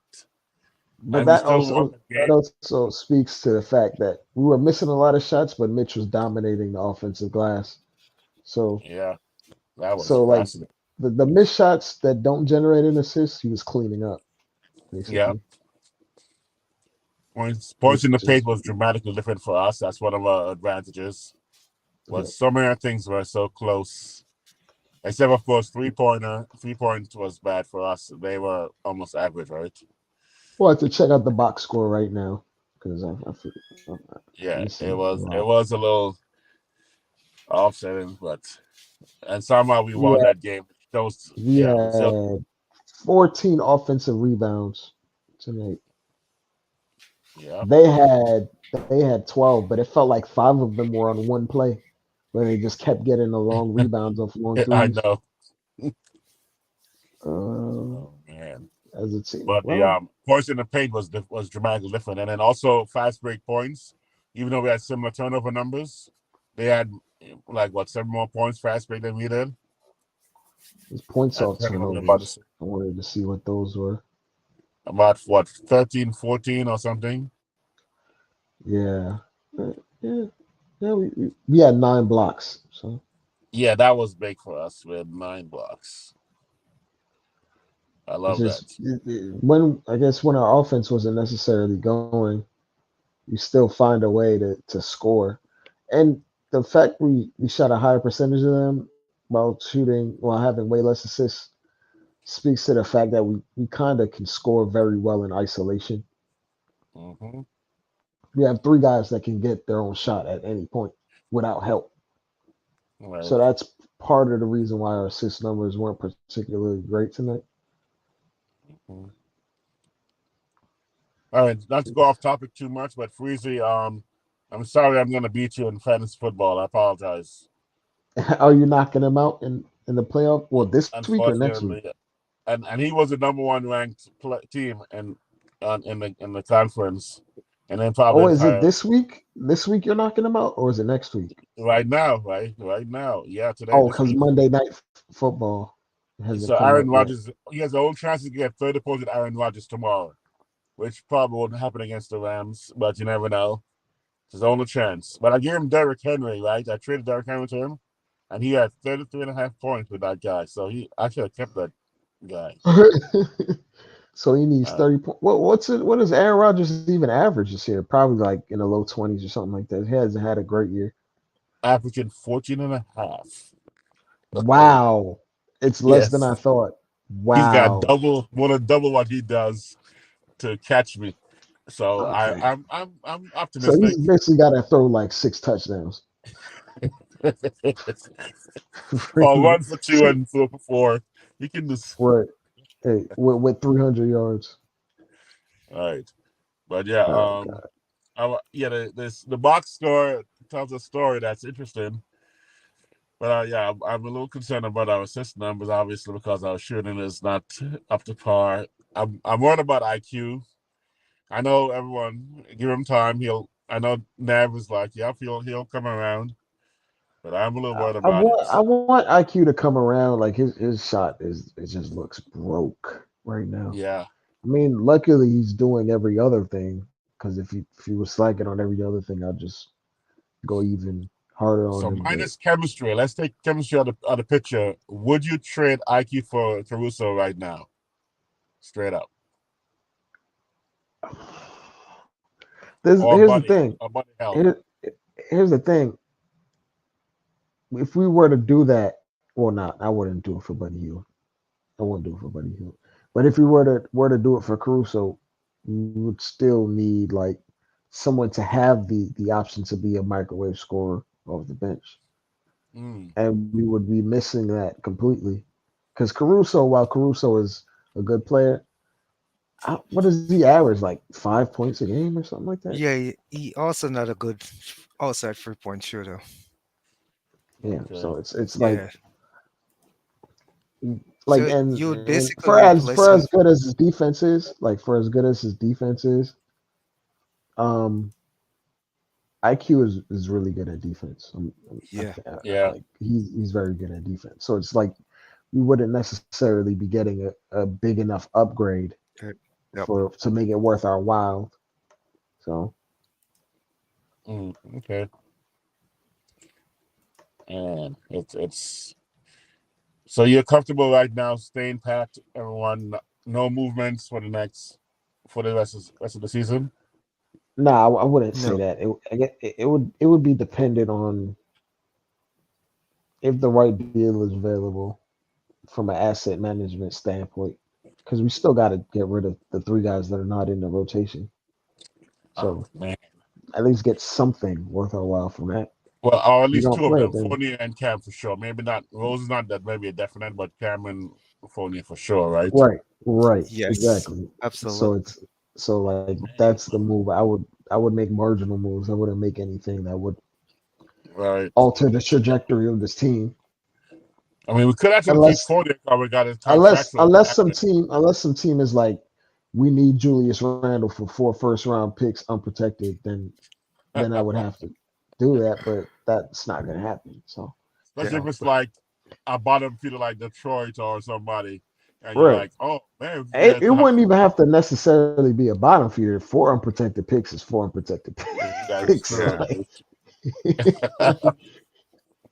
but that's the kind of haul it would take for me to move off of Julius at this point. It's kind of pointless. Yeah. Totally It would have to agree. be all. So like, yeah, I'm good with letting this rotation because I read a stat where this rotation is the current rotation of 9 players or average age is 23.9 years young, which is really good for actual guys in the rotation and playing. Now, if you were to take the whole Knicks age average and throw Fournier and Derrick Rose in it, it would it would it would kilter off into like being in a 28 or to 27 range, somewhere like that. But the actual guys in the rotation are very young. So even though they may not be used, Nev, like in the most like maximizing way possible, there's still some value in them playing a ton of minutes and contributing to winning, even if Hmm. it may not be completely towards bolstering their ceiling and making them greater players individually. I feel like there's still value in them and in them alone just playing as much as they do and contributing to wins. And Right. I'm and it could be worse. We could be the Washington Wizards where they actually have like a quote unquote big three with 3 guys that average 20, but they've lost 10 games in a row. I Yeah. know. Oh my goodness. And Actually, they're what? like But how? they're indirectly tanking. They're paying a lot of money to be bad right now. But you think there's a possibility they can turn it around next the season? Is there a chance? Kind of like Boston was Could with Barrett could it last year, could first it? half. I mean, they started out the year like well, last year they started up the year hot, and this year they started up the year hot. Then they just fell off, just like last year. But they have more talent than last year. But it's just like Mm. I really don't think their coach is very good, to be absolutely honest. I think what is he? Wes Unseld Jr. Yeah, he's not very good. Yeah, I was on the Dallas Mavericks podcast yesterday, and man, they're talking about Jason Kidd like we talked about Tibbs a few weeks ago. They were crushing Jason, and they, I of I course, I, they I go ahead. I watch some of that stuff, and Tibbs almost is similar to Kid in the way that like every year, every time he goes to a team, his first year they overachieve and they go Mm. further than they anticipated to. Then the next year they kind of fall back a little bit, whether there Right. might be a talent issue or they're tired of his voice. And it happened in Brooklyn. It happened with the Bucks. It's happened with the Mavs, but in like 2 of the locations, he helped a superstar player hit another level or help add to their game, which he's Oh done with wow. Luca and Giannis. But in the long run, for coaching the team, they had to move on from him. And I feel like they're probably going to move on from Jason Kidd.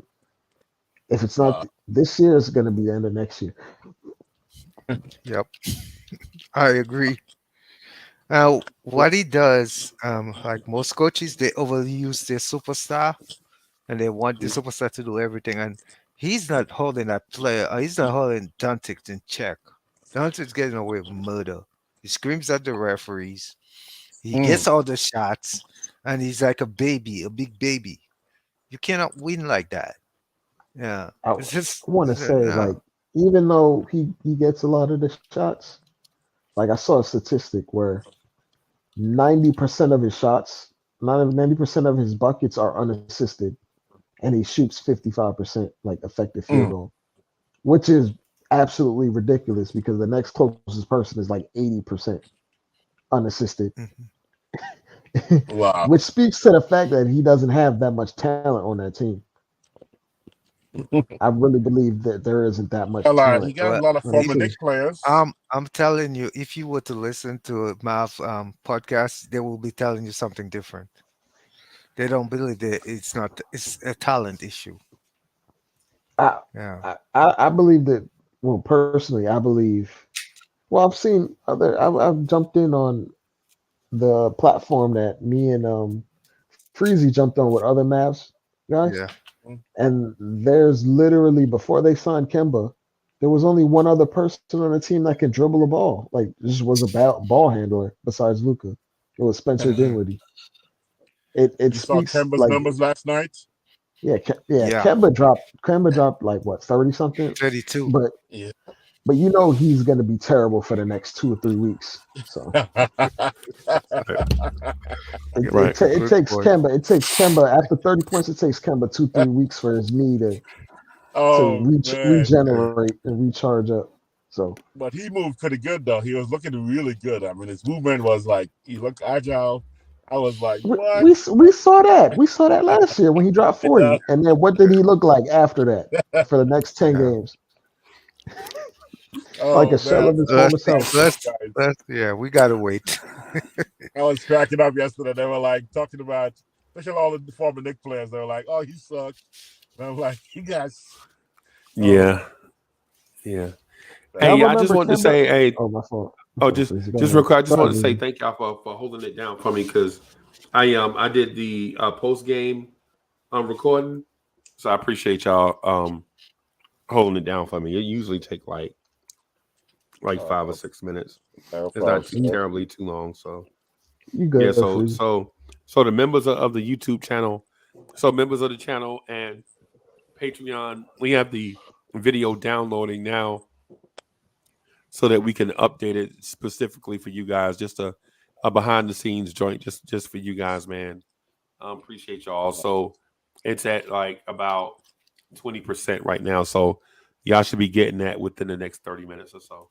Hopefully, if Lord willing and the creek don't rise, you know what I mean? Wow. Yeah, man. Nikola, the Joker tonight put up 40, 27, and 10. Wow. Last player to do that was, of course, Wilt. Wilt. Dang, God. 40, 27. It doesn't make sense how he does what he does. I know. It makes no sense. It's not like he's fit. Well, he's physically imposing in some ways, but he's not like an athletic freak like Shaq or something, where he's just a low. Like he does everything off of like as what Clyde would say, bulldozer finesse. Yeah. He knows how to leverage his body. He knows how to find angles and contort, and then he has like impeccable touch. It's just he's almost a one of one. He is a one of one. You guys are older, so you probably know guys that are similar to Jokic. Like not that like athletic, Sabonis. but so skills. Yeah, like Sabonis. Before the back injuries. Yep. But I thought same body type and everything. But I thought he was more athletic than Jokic. No, he wasn't. But I'm not talking about older Sabonis. I'm talking about younger Sabonis. That dude was an iceberg, bro. That dude's a glacier. Hey, but listen, I got something for y'all, man.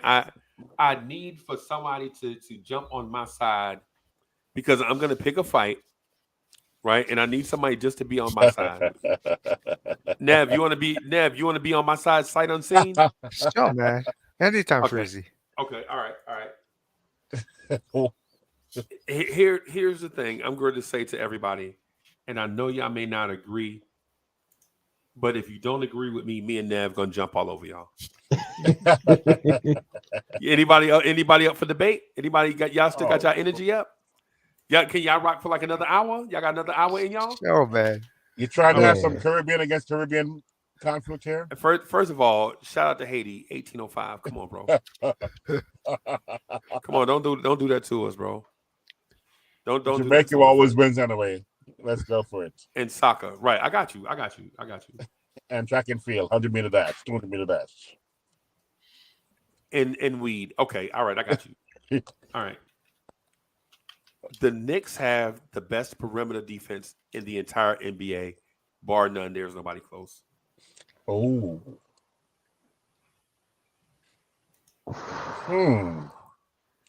Y'all heard me. I hear people. I'm trying to think who I would even compare. Nobody. There's nobody even close. There's nobody even close to the Knicks perimeter defense right now. This might be the most smothering backcourt defense that you've seen since Zeke and Joe Dumars. Whoa. Since Zeke and Joe Dumars. Right. Right. That's talking about the 80s, son. Hey, I got it, man. I was alive in the 80s, bro. You know it's funny, Freezy? When I look up the stats for like other teams who have like team opponents 3-point shooting, right? All of the other teams listed besides the Knicks all have like a bunch of 6'8", 6'9" guys with long wingspans. Right. The Knicks are like in the top 5 for NBA opponents 3-point percentage, right? Okay. Right now, they're number 5, and every other team ahead of them or behind them have a ton of like long wings, and it kind of speaks to the fact that we just literally run guys off their sets and change and switch so perfectly because we don't have the height or length for it. Nah. But the thing about that is you only need what's required. Right. Right. So here's the thing, Nev. I'm prepared to say, and Nev is on my side, because I said sight unseen. Nev, would you be on my side? Would you support me? Yes. And Nev said yes, he would. Yes, I would. I'm ready to say that this Knicks defense this year, by the end of the season, is going to be the greatest defensive team the Knicks have had since Clyde Frazier. What? Yes. Better than the 90s teams? Better than, and that's what I'm talking about. Oh. Name a defensive guard in New York aside from John Starks. Man, they got quiet in here. Nev, you notice how quiet they got? Derek Harper was 43 years old when he got here, bro. Yeah. But he's still a good defender. Derek, no, he wasn't. He was old. He was washed. He was washed, bro. Snap. He was washed. Wow. Bro. Okay. Dang. Okay, Freezy. Okay, you got some. Oh man. Okay. Fight me. Greg Anthony wasn't a good defender. He was all right. He was all right. But he wasn't a full-time player. He was a. Greg Anthony was more of an athlete that played hard. Let me put it to you that way. Okay. Charlie Ward, he tackled people, football, right? No, Charlie Ward was more of an athlete that played hard. And that's exactly what I knew you were going to say. That good. No. What about Doc? Doc was washed up when he got here, and so was Cheeks. Yeah, he was washed, dude. Dang. So what do y'all are y'all afraid of Nev? Nev got the Timmy on y'all? Nev, did you put the Timmy on there while I was away? Nah. They're still considering it. Yeah, Nev, you had to put the intimidation factor on them when I was away. No, nothing like that. All right, let me read something to you. I'm gonna read a number to you, right? I'm gonna say this to Wiz, right? Wiz. Yep.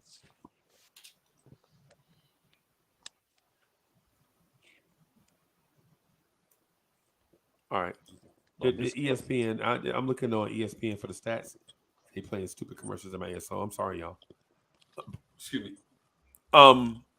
Ben Mathurin won November Rookie of the Month, right? And they gave him the award right before this game. Oh man! So you know what that was motivation for, right? Oh man! Yeah. Right. That was set up. They set him up. They set him up, man. So Ben Mathurin gets the award, right? Hey, Sandra, hold on. Listen to this. Sandra, listen. Hear me out on it, because I'm not just trolling y'all. I have facts. Oh, right. You know, we don't come to the we don't come to the conversation without facts, right? The guy, Nev, the guy won NBA Rookie of the Month for the second month in a row, right? Yeah. Guess what his shooting splits were against the Knicks? Oh. He had 15 points, right? Yeah. On 4 of 16 shooting, 0 for 2 Yikes. from 3. Wow. Jeez. That's really Right? bad. Damn. Right? And Grimes started the game on Tyrese Halliburton, right? Yeah. Yeah. Right? Tyrese Halliburton finished the game with 15 points on 5 of 16 shooting. Wow. Right? Our other defender held our other defender on the floor, right? Because you know it's basically Grimes and a mix of Randle and Mitch, right? In Mitch's matchup, Mitch held Miles Turner to 2 for 10 from the floor. 2 Yep. for Freezing. 10. Freezing. You want to see a statistic? I wanted let me finish. Let me get in this bag real quick because I wanted Nev to know that I'm a Nev supporter, but I want Nev to support me on this one, right? You got this, Freezy, man. Right. I'm in your corner. So let's go back to let's not just look at this game because this game could be an anomaly, right? Anytime one bag, anybody can have a bad game anytime, right? Like anybody can legit pop off and just have a bad shooting night, right? Right. How did Zach LaVine and DeMar DeRozan and Alec Caruso look against the Knicks in those 2 games that we played? Like, aside from DeMar DeRozan pitching a 10 at the free throw line, how did DeMar DeRozan look in offense? He looked smothered, right? Yeah. He looked smothered. How about Zach LaVine? Zach LaVine had that. What's that Christmas movie when his mom lost Kevin? Home Alone. You remember the look on Kevin's face when he looked outside and he saw the criminals? That is what Zach LaVine looked like. Oh, right? snap. Right? Oh, now, okay. man. Say that's too much. The Bulls, that was too much, right? Who do we play before the Bulls? The Atlanta Hawks? Yeah. Trae Young. How did Trae Young look against our perimeter defense? You don't have to answer. I'll go back and find it. Let me go back and find it. Knicks versus Atlanta Hawks. Let me go back. Oh my goodness gracious. Oh, I'm just gonna go back to it right quick. I'm gonna find it. Schedule. Atlanta Hawks. Oh, I'm sorry. Sacramento Kings. We played the Sacramento Kings and the Charlotte Hornets. Let me pull up the Sacramento Kings box score. Oh, snap. Okay. Davion Mitchell, 3 for 5. Kevin Huerter, 6 for 16. Dang. 2 for 9 from 3 against the Sacramento Kings. And Kevin Huerter was on fire before then. He was on fire before. Yep. And you know what? In the Charlotte game, I'm not going to read those stats because I was there and I saw Terry Rozier stat padding at the end of the game. Yeah. Right?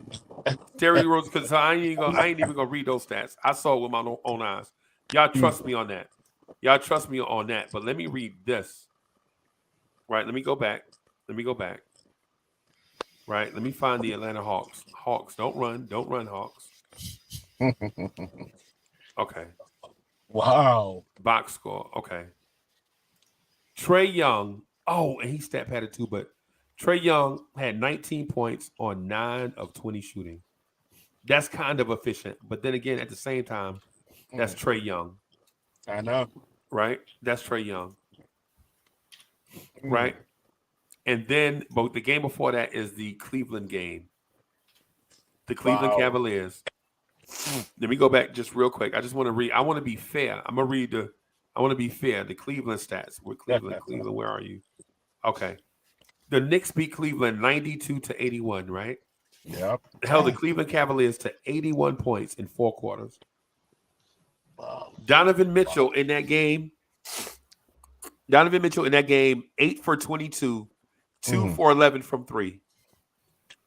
Yes. Darius Garland in that same game, 17 points, 5 of 19, 3 of 9 from 3.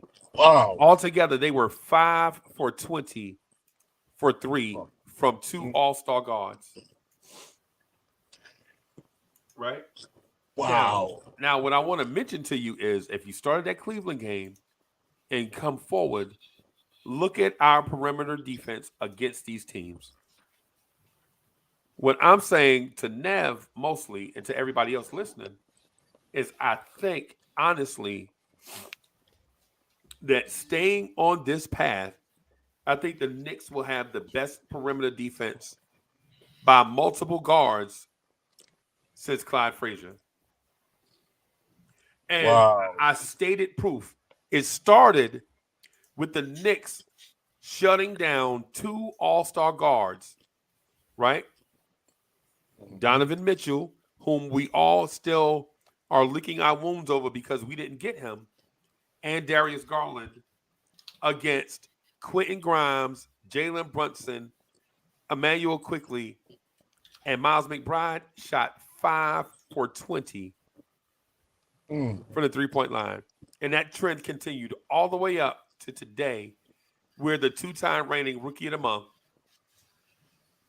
shot 8 for $1 million.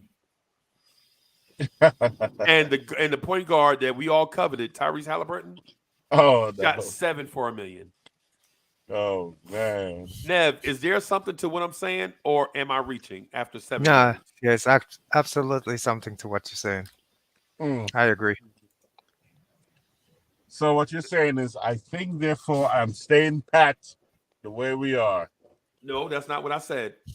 Nope. Don't move the goalpost. Wiz, what I said. Nev, what I stated was clear, right? What I said it was clear. What I said it was on this course.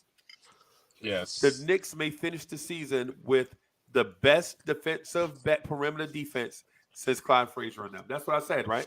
Yeah. I'm going to take a step further. Unfortunately, I can't. I think it'll be the best perimeter defense in Knicks history. Right. Okay. All right. Because that's gonna surpass the way they're going. They're gonna surpass Clyde. And look, and what I'm gonna do is I'm gonna put something on the table. What I'm gonna do is say this: we play Golden State Tuesday night without Steph Curry. There's nothing we can do about that, right? Mm-hmm. That's not the Knicks' fault, nor the Warriors' fault. Injuries happen, right? But I like my chances with Grimes on Klay Thompson, and I like my chances with Emmanuel Quickly, Miles McBride, and Jalen Brunson. On Jordan Poole. Now, what can happen? What can happen is a surefire Hall of Famer can come out and destroy a second-year player that has only played 65 games, or Quentin Grimes can be the real deal on defense.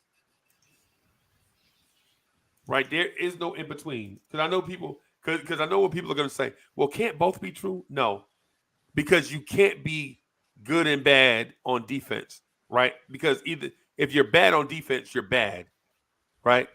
If you're good on defense, you're good. Can somebody hit a shot over you with good defense? Yes. And can somebody miss a shot on bad defense? Yes. But what we're talking about is this defense of Grimes, McBride, Quickly, and Brunson holding down that high-scoring offensive backcourt to prove our point. Jordan Poole scored 40 tonight, so we're gonna see a stark difference. Jordan Poole dropped 40 tonight. Or again, last night. he did it against a Smurf. He did it against a Smurf. I don't think they didn't put Van Vliet on him when I was watching the game. When I watched bits and pieces, they had him. They had other guards on him, but he was cooking them regardless. And they had length, and they couldn't do nothing with him. Can that happen to us? Do you think Jordan Poole does that to us?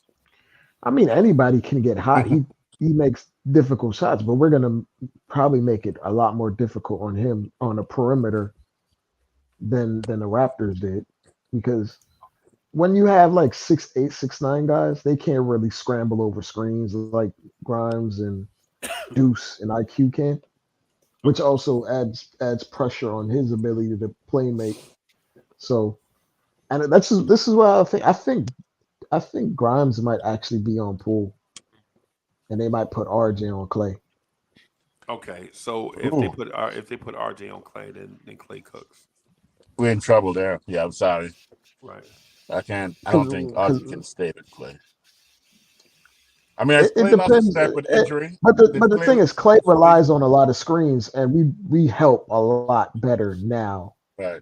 As True. far like if Because RJ is we trailing, peel off better. yeah, yeah. If RJ is trailing Clay, that peel off is coming. Right. Right. Like they might use Draymond to set the screen, right? And they might do Right. that little dribble handoff thing. Mm. Randall is gonna step up Right. and be right there just in case. Right. Let's hypothetically insert Steph in that group. How would you think we'd do with Steph, Poole, and Clay? Wiggins might be back. Is Wiggins back? Hold on, let me check. I don't know. I'm about to check Because right now. without Steph, I think we have a solid chance to shut him down. Chat. Hey, chat. Tell me if you Wiggins still think. out. Okay. Chat. Tell me what y'all think. Am I off my rocker, or do you believe, like I believe, that this rotation, this 4 guard rotation, might be the best perimeter defense that you've ever seen in your lifetime? Well, Freezer, that question is actually loaded. It could be. It's not mutually exclusive. You could be off your rocker, and then. Well, I've been off my rocker before. Well, I won't say in my lifetime because that '04 Pistons team, No, I'm talking about Knicks, just Knicks. just Knicks. Okay, then Just Knicks. easy. Just And Knicks. what that I've seen, Yeah. Yeah. As a unit, we've had probably better defenses, like all around, like Trying to think. maybe Oh man, as far as consistent rim it's a protection. perimeter defense. When have Right. you ever seen the Knicks with 3 great defensive guards? Never. Never. Now, what about you? When have you seen the Knicks with 3 great defensive guards? Can't remember. Can't remember, right? Wow. I'm trying to, Because there was a Patrick. time. My bad, Wiz, but I was gonna say there was a time where I think we had Pablo Prigioni and Landry Fields at the same time. Prigioni was great. Landry Fields was above average to good. But 3 of them. Yeah. Would you have said that Iman Shumpert was great or good? I Or just good? would say Amon Shumpert was very good. Was a very good wing defender. Real good. Right on point Yeah. guards. On point guards, though, I think he probably struggled a little bit, teeny bit. Like for instance, I think he was a great wing defender. I think he was a good point guard defender. You know which big man got it? Let me respond to David Ella in the chat. Poole just dropped 43 on the top 10 defense. Yeah, and But- we scored 128 on the top 7 defense. Right, but there is a caveat. In the last, like the Knicks are a top 9 defense right now. And the last 7 games over the streak, the Knicks have a 99 defensive rating. The next closest is the Grizzlies with 101. Right. And if they continue to streak over, say, the next 2 or 3 games, they'll be top 4 in defensive rating. That's how close the margin is. And we were at 26 less than 10 games ago. We were at 26 overall, less than 10 games ago. Wow. And the defense has skyrocketed our rankings to appears into the top 5 over just a 7-game span, which is ridiculous to say because they have a Listen to what Dre 99 is rating. saying. Chat, listen to what Dre is saying. Right, a 99 defensive rating in this era of 3 ball, and you can't touch nobody.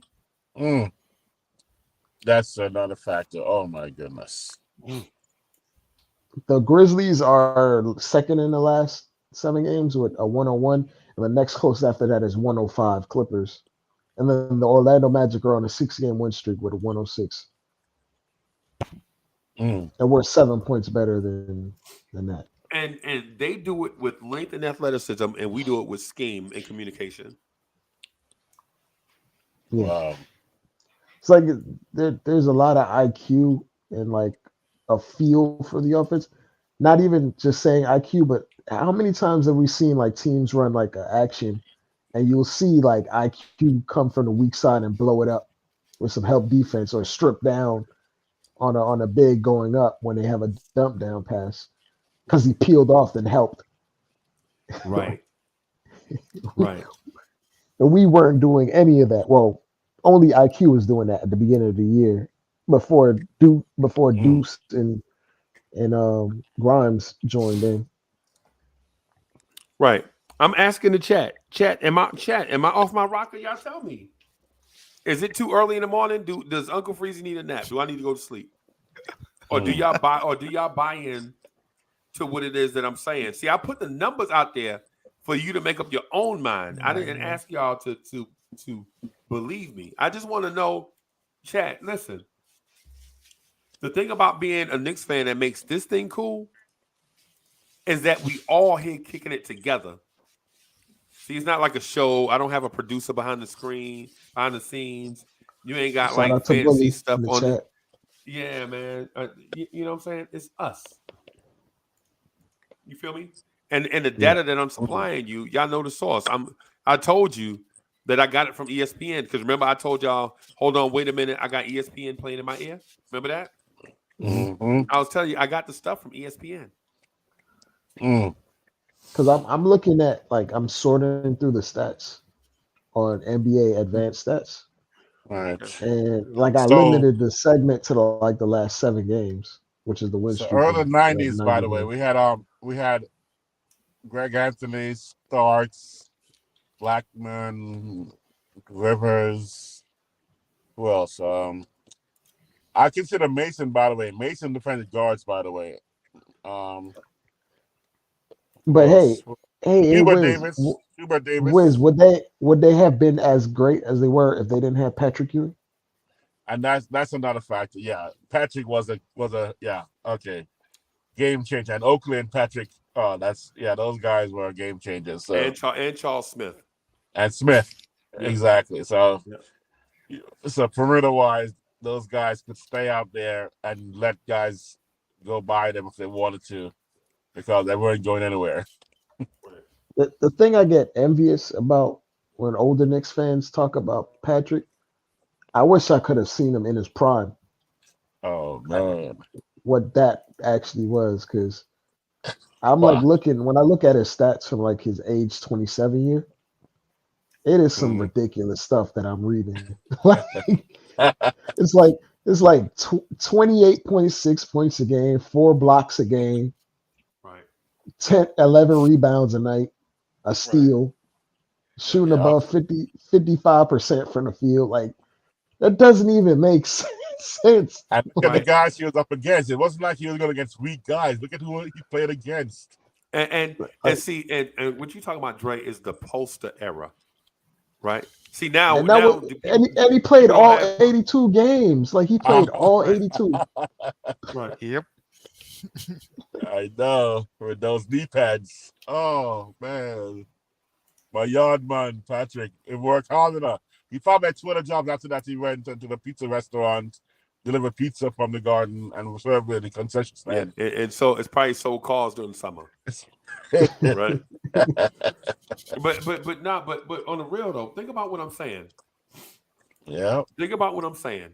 You have a rotation of 4 really good defensive guards that can keep your team competitive every night. And I just furnished you proof in the last 7 games.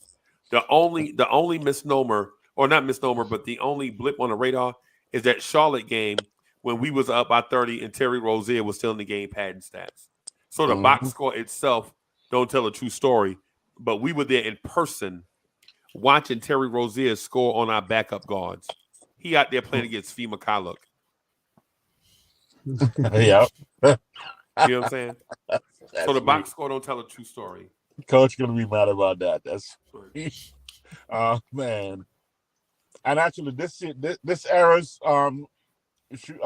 playing style against Patrick's would have been tough for Patrick because they would have had to pull him out. Patrick would be coming out from the behind the basket. Right.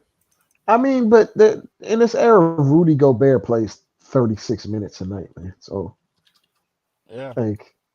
like we're talking about like he had that type of presence protecting the rim while also having 10 times the offensive talent that Rudy Gobert has. Like Pat would have been fine. Oh no, Patrick would have been great. I'm just saying that the team itself wouldn't have been as good. Oh, like they push him away from the rim to try to, like, yeah, okay, I get what you're saying because nobody really averages 4 blocks a game anymore. No, because that was the poster era. Yeah. Nowadays you don't. Nowadays we don't value dunking on a big man. We don't value it as much, right? Because we value the 3-point shot. Like, oh yeah, he was 7 of 11 from 3. Oh, okay, sweet. Back then, if you dunked on somebody, you was getting your own signature shoe. You know what I'm saying? This is what it was like back then. You dunk on somebody big man, you was getting LA gear that light up when you run down the court. Remember that? Remember Karl Malone? Yep. Remember Karl Malone dunked on Lambeer? Yeah. They had New Balance NBA sneakers back then. Yeah. Dominique Wilkins, no lie, Dominique Wilkins dunked on Robert Parrish, and then the next thing you know, you saw Dominique Wilkins wearing Brooks. I'm telling you, bro. I'm telling you. But anyway, my point is this. We started something right now, right? And we're 7 games into it.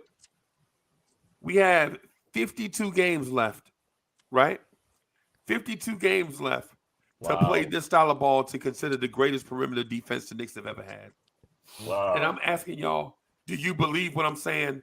Or do you think all of a sudden the Knicks defense is going to fall off? Unfortunately, I believe it. No, unfortunately, rather, I believe it. Fortunately. God, I can't argue against that. Yeah, I remember when 3 weeks ago we was talking about, oh, look at Indiana young core. Man, they got Indiana, they got Tyrese Halliburton, they got Ben Mathurin, they got Chris Duarte, they got Zeke Jackson, they got Andrew Nemert. Remember Andrew Nemert put up such and such against Golden State? Yeah. Remember that conversation? Yeah. And we played them. Well, fortunately, they don't play the Knicks every night because then they would just look trash every night. Well, right. Like I feel like we got to look up the statistics of teams when they leave the Knicks. They probably get happy the next game when they don't play us. Right. Because cats are getting that Grimes food. That's true. Right. So what I'm getting at is this. Do me and Nev have to argue with you guys, or do you guys just want to be on Nev's side? I can see on our side, Freezy. Our side. I can see it. Freezy, I've only seen but late 90s Knicks till this point, so I can't even argue. Right. I have no grounds to argue. Right. See, even when Wiz mentioned those Knicks, Hubert Davis is not a defender. Nope. Hubert Davis was Spima Kaluk. Yep. Right. Rolando Blackman was not a defender. He was more, ironically, Evan Fournier. He was not a defender. Yeah. He was a playmaking guard that could shoot a little bit. Yeah, he could shoot. Real good shooter. Right. Right. And then the other guys like Greg Anthony, he was a hyper athlete with high energy that played good defense, but you're not going to consider him Albert Robinson or Joe Dumars or Gary Payton. Right? Mm-hmm. He wasn't in those classes. Matter of fact, the best wing defender was John Starks. Yep. John Starks guarded every 1, 2s, and 3s. And Doc was old. Doc had like three knee surgeries. When Starks played, like did they put him on the premier offensive threat on the other team? Every night. Yep. Doesn't matter 1, 2, or 3. He was on the premier. Jordan. Yep. Man, hey, Dre, there was in 1990, we kept hearing about this dude Starks that's lighting up practice, right? And you know how it is. It's the same thing with Miles McBride. Think Miles McBride, his journey, not the player, but his journey. Man, he killing in the G League, blah, blah, blah, blah, blah. Why they don't play Miles McBride? This is how they were talking about Starks, right? That's why I tell everybody to be patient. Stop rushing guys. Just let these guys get better over time, right? Starks comes out in his first game, right? It's a dead ball. Gerald Wilkins getting roasted. And when you hear AD tell the story, AD be like, AD said Jordan told Gerald Wilkins, hey, I just put 50 on your brother last night, and I'm going to give you 60, chump. And by the time Mike had about 45 early in the third quarter. Pat Riley was like, oh, just somebody off the bench just go in there and try to slow him down for a little while. John Starks takes off his stuff, goes to the table, and he goes up to Jordan, and he's like, hey, Mike, I'm John, man. It's a pleasure to meet you. And Michael Jordan says, address me as Mr. Jordan. And from then on, there was a beef, bro. Yep. John Starks was so offended by that he came out and he got scorching hot and gave Jordan like 8 points. That's what he ended the game with now. He ended the game with about 8 points on Jordan, but his claim to fame was I gave Michael Jordan 8 points. and I held Jordan under 60. I think Jordan finished with Mike might have finished with 56, but he didn't score 60. Right? And so from then on, John Starks was that guy. Regardless of Mitch Richmond, Reggie Miller, Clyde Drexler, Hersey Hawkins, Del Curry, Kevin Johnson, Tim Hardaway. It don't matter. John Starks was guarding that guy. It didn't matter. Right? But anyway, to the point that I was getting at, what I was getting at is, when are we going to start giving these guys credit for playing excellent defense? Should we be the first show that drummed them up? Yeah, and playing defense in this particular era where you got to pick a guy up 28 feet. There's no sagging with the elite players. Right. It's a lot harder. So also to be absolutely honest, Nev, we don't take into account how much effort it takes to play defense, and it might actually affect their offense. Yeah. Where Grimes might not actually have the energy to put up 15, 16 shots a night because he's damn near killing himself trying to keep up with these guards over screen after screen after screen. It's not easy. It's not easy to be an elite scorer. That's an excellent point. And play the type of defense that Grimes plays is not easy. Well, even the elite. My fault, Wiz, but the elite two-way players even take possessions off. Kawhi takes possessions off all the time. So does Paul George. Yep.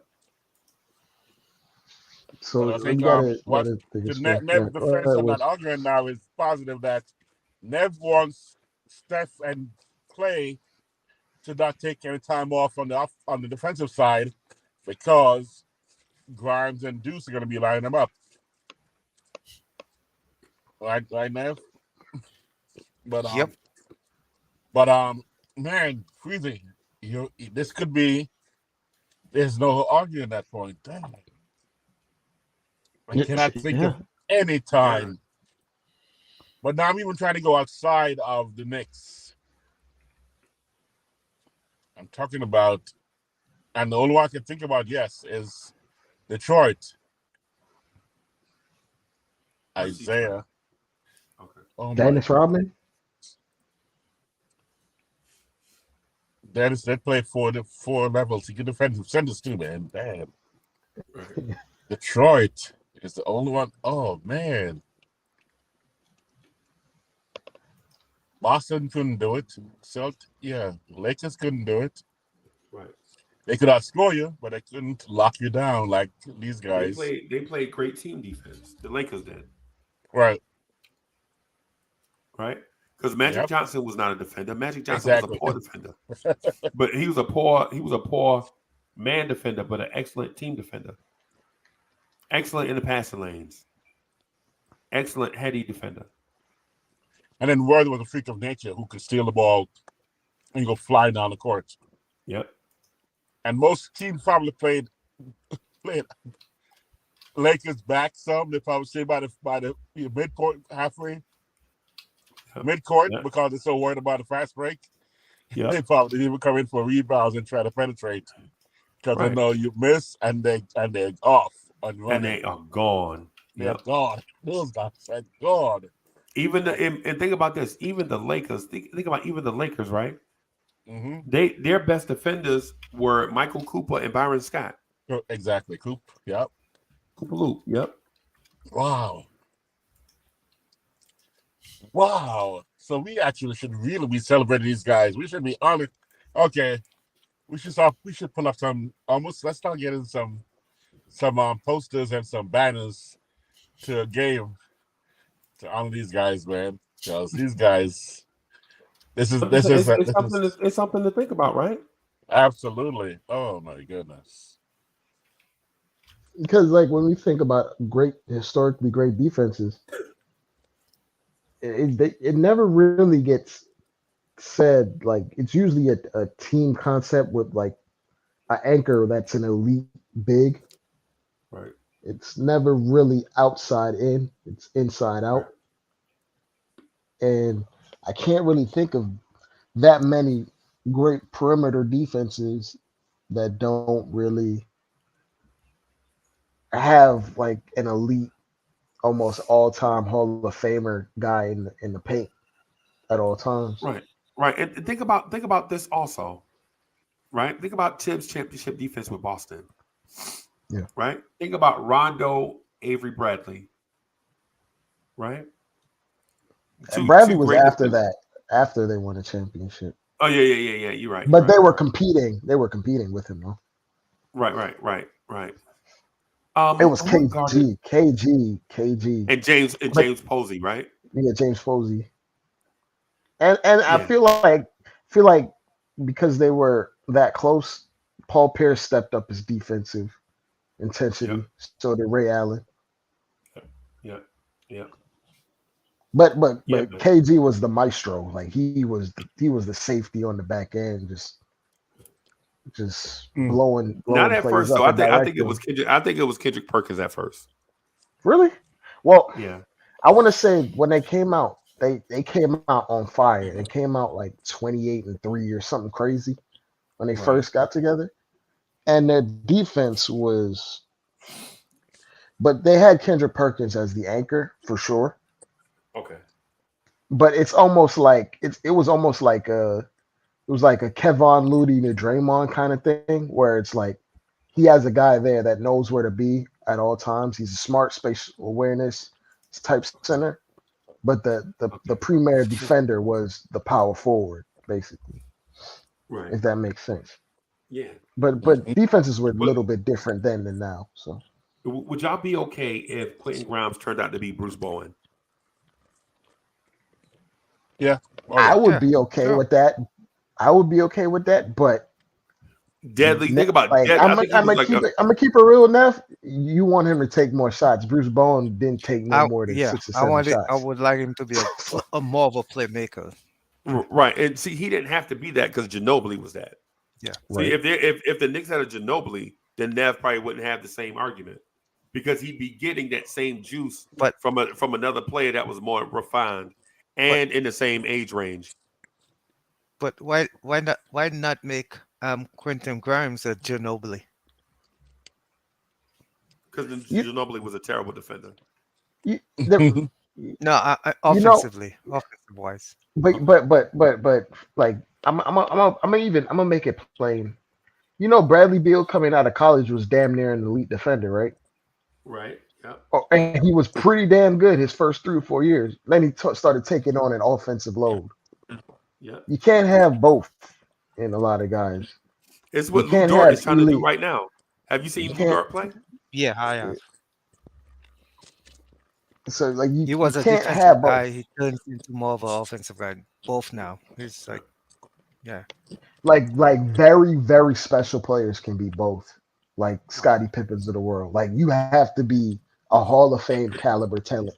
to be elite on one end and be And above carry average a to heavy load. well above average on the other end.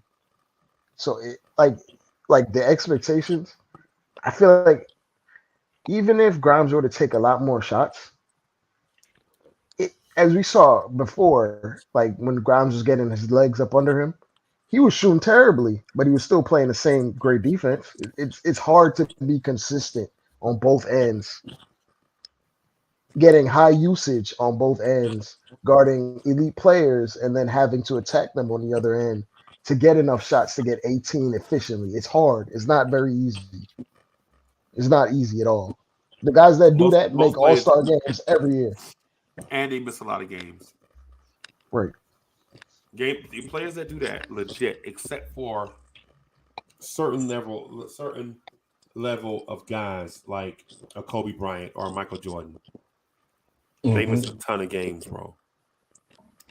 They miss a ton of games, and it's not because they're soft.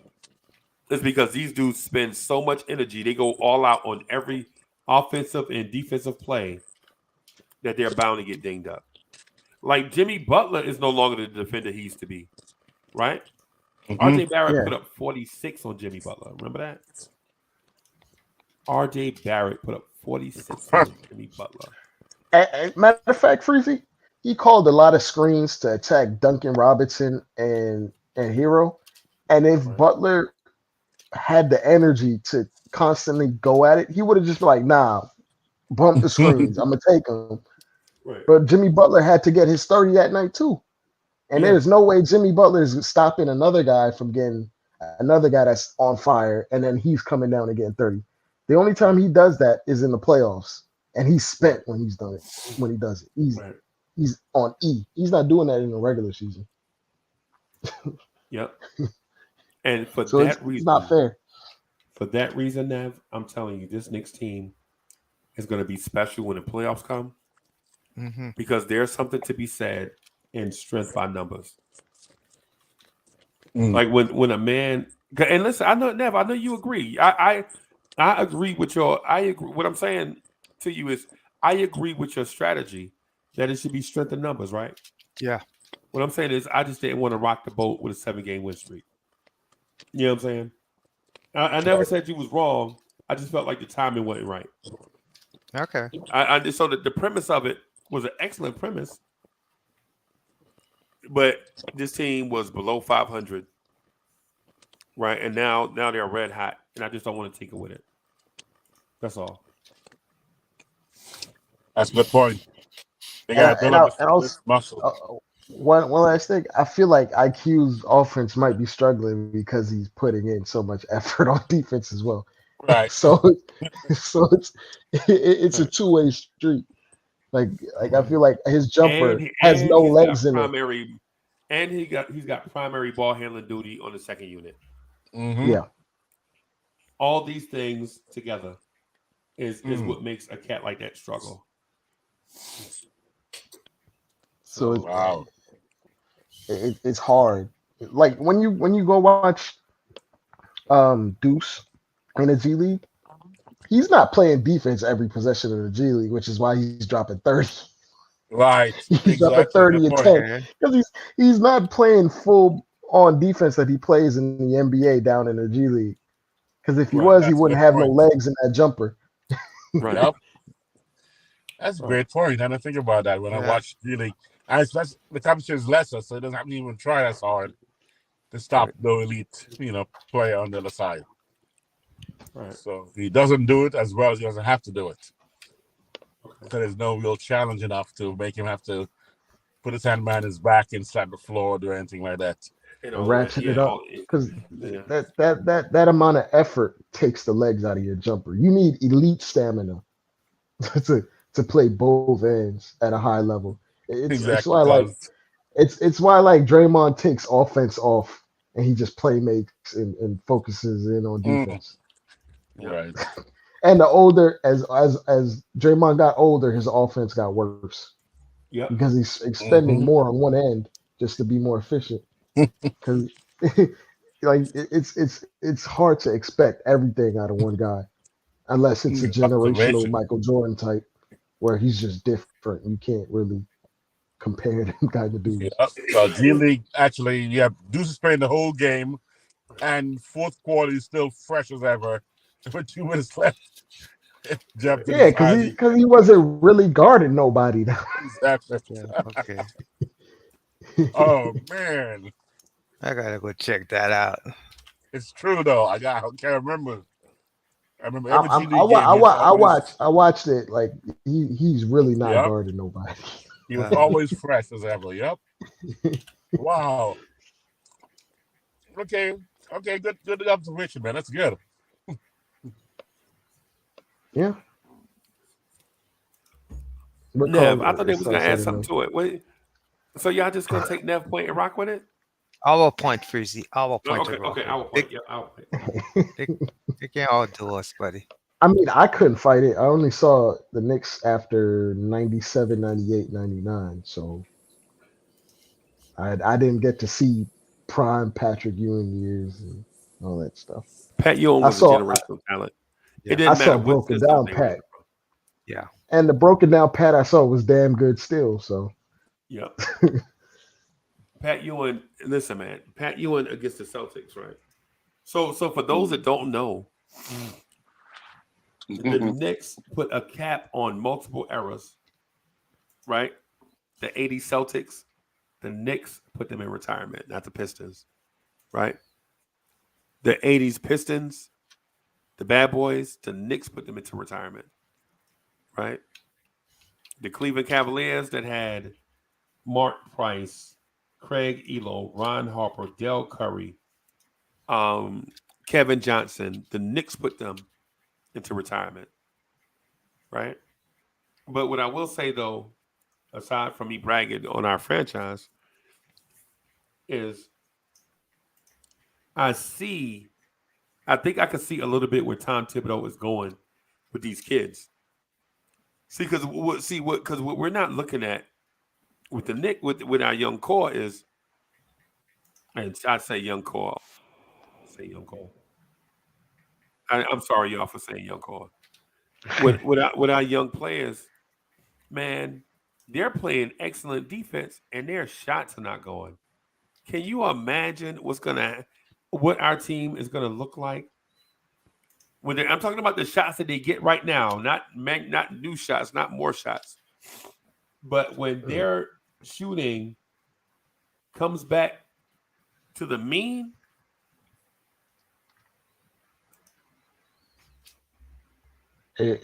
we're gonna be a headache for some teams. right?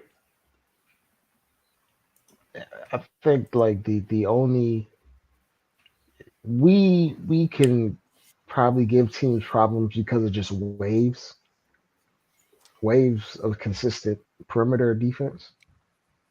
Right. And as the season goes along further, we might see Deuce play some more minutes, more than the 14, 15 he gets. He might get closer to 20. Right. And Dre, you know what? That is Tibbs' history with second-year players since he's been here. They start off with a certain number, and about January, their numbers start to uptick. You start to play less and less vets and play the young guy more. It happened with RJ. It happened with Grimes and Obi. I mean, I'm sorry, with IQ and Obi. I think it's happening. It's going to happen with Grimes and McBride this year. Right. Yeah. He hasn't and these guys haven't shown they're like incapable of handling the responsibility. He's just gonna ease them into it. That's what he does. Yeah. How does their defense look in December? Great, right? Great. So just imagine when they get used to those roles. By the time the end of January gets here, the trade deadline passes, and everybody can take a deep breath because they know they're gonna be here. Barring injury before the deadline, the Knicks are probably gonna be a top 3 defense in the league. Statistically, I think they're gonna be top 1, bro. I mean, I mean, like we could eyeball test. I'm gonna say that, but like the start kind of maybe can inhibit us from being top one. Right. To get there any faster, right? But Yeah, I understand what you're saying. But look at the teams we play at the end of the month and show me where you see a high powered offense. at the end of this month. Yep. I mean, potentially the Sixers if they get Maxey Potentially. back. Potentially. Right. But what about San Antonio and Houston? Do Oh, they no. scare you offensively? No, they don't. They don't scare me defensively. Yeah, I think teams are shooting 40% from three against the Spurs, right? Right. That's what I'm saying. These teams we Mhm. don't fear. We wouldn't fear. The Listen. only team that is giving me trepidation is the Phoenix Suns at the beginning of January. Yeah. That's the I- only team. We get to that- the that Bucks can- after that. Yeah. Well, I think. But Yeah, and listen, I'm not saying that we're ready for Brooklyn yet, right? That's not what I'm saying. What I'm saying though is ordinary teams are going to be swimming upstream against us. oh yeah, we strength like we just went against a team with two borderline elite isolation players and basically strangled them to death. Right. The Bulls. So Right. it's tough sledding. Yeah, I It's think tough sledding. we're going to be an elite defense. I don't know when we're going to take number one, but I think once we take number one, I think we're going to keep it for the rest of the year. Yeah, Unless I agree. there's some type of injury or something. Yeah, injuries is the only thing that can because remember the other game, Grimes was playing so hard he started limping at the end of the game. I don't know if you saw it. Yeah, It's like he had a subluxation of his knee because he plays defense. So he literally got hurt playing defense. Remember last year? Right. Yeah, I remember that. Yep. So it's like the stuff that you do like that. It's hard to maintain playing that intensive defense consistently for a long span. It's hard to do. Right. It's the reason why guys like Marcus Smart gets hurt often. And he's not a big wing. He's just intense. And for that reason, I would trade Cam Reddish for a cat like Derrick Jones or something. Derrick Jones Jr. I actually wouldn't mind that. I wouldn't mind that, and he probably can be had for the cheap too. For the cheap, you might not even need to give up a Cam Reddish. Yeah, he might be give up a second or something because Yeah. he's not making a lot of money either. No, and it's like guys like that they play. I remember you mentioned the guy Avery Bradley. Avery Bradley got hurt all the time because he played so intense on that other end. Yep. And at Avery Bradley's best, he had developed a bit of an offensive game, but he wasn't scoring 20 or 18. Right. No. It's hard to do that. It's hard It's to do that very while hard, playing bro. defense. You gotta be a Hall of Fame. You gotta be when people compare him to Klay Thompson, it's so unfathomable because Klay Thompson was elite at both ways. It's hard to do. And look at Klay Thompson's body, how it deteriorated because of that. Yep. Your body's not supposed to be playing both ways. It's hard. man. Now, would you if you were the Knicks, would you consider giving the Sixers something for Matisse Thybulle? But okay, and what lineups would you put him in? Because he can't shoot like at Off all. the bench. Of course, he's coming off the bench. Oh, okay. You know, he's coming off the bench. Okay. He's coming off the bench, and then he's gonna be surrounded by another shooter or a couple shooters. Right. Okay. What would I give up for him? I don't even. Yeah. Do you think they would trade him to us though? But Yeah, they what would don't I even give up? start him. They trying to play. What's the other guard they have? Not Maxey, not Harden. The other guard, the 6'5" guard they have. Melton. Yeah, they're trying to play Melton, right? Melton Shake Milton. Shake Milton. But Melton Milton. is their number one guard off the bench when Maxey comes back. That point guard that comes off the bench. That small one. Yeah. But Shake Milton is more of like a sixth man. Like I got to get buckets Right. fast. But Melton is a lot more essential to their team, and he's kind of Right. made Thibault like Expendable. expendable. Yeah, Right. because he plays great defense and he can shoot the three. Would you do Cam? Would you do Cam for Isaac Okoro? I would. I would. But I think but is Okoro's contract should well he has one more year. Yeah, they No, should be he's both. drafted Obi. Yeah. Yeah, should Yeah, have so he has both. one more year. Yeah. It's Okoro. He's kind of phased out because he could just play defense. He never really developed his jumper. Yep. Right. But he's a mega athlete though. Oh, crazy athlete! Like he's 6'5", Right. but he plays like he's 6'8". Yep. Yep. He plays a lot bigger than what he is. Problem is he has a power forwards game. Like He's got a power forwards game and a center's handle. right. He just Uh, but that's what happens when you're in the lottery a lot. You hit on a couple and you miss one, and you miss it. Yeah. but they hit enough where they can survive missing on one. Because I think he went Right. top 5 or top 4 one of them. I think he was 4 or Something like 5, one of them. something like that. Yeah. But they were swinging for the fences. They were swinging on ceiling potential Right. because his athleticism was just off the charts. I think it was at Auburn, if I'm not mistaken. I think it was Yeah. at Auburn. Yeah. Yeah. Man, listen. I would take a shot on either Chuma Okeke from Orlando.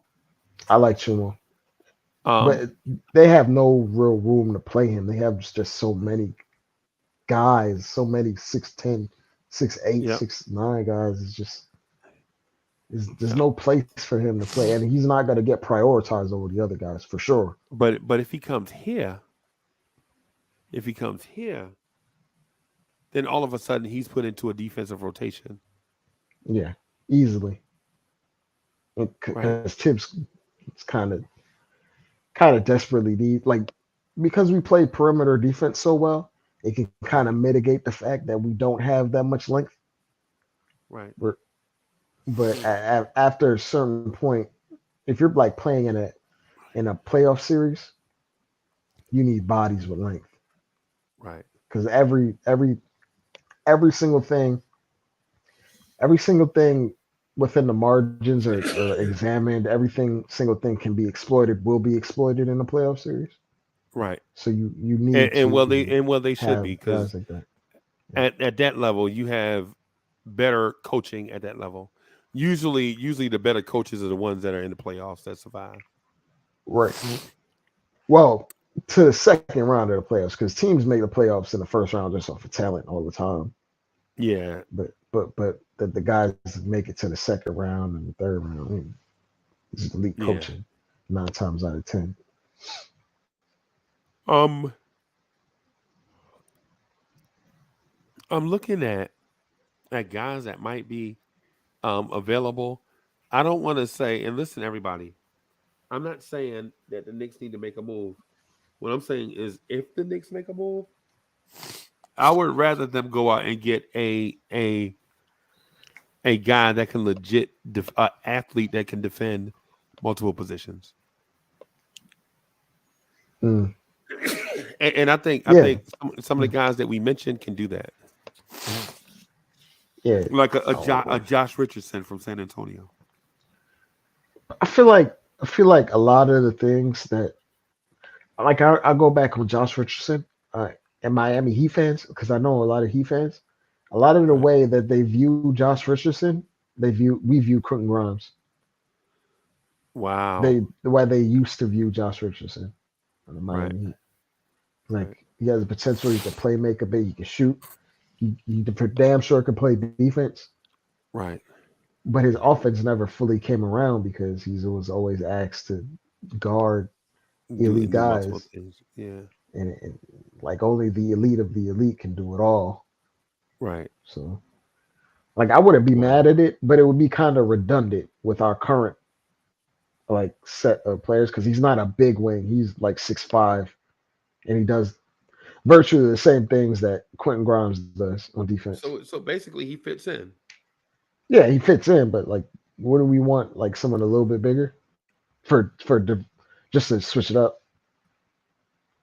He wouldn't he be the small forward off the bench? He come in 6'5" with small forward though. 6'5" off the bench. 6'5". Yeah. Oh, Yeah. off the bench. Then you're not really facing big I mean, guys. Burks was 6'6" coming off the bench for us. Yeah. Yeah.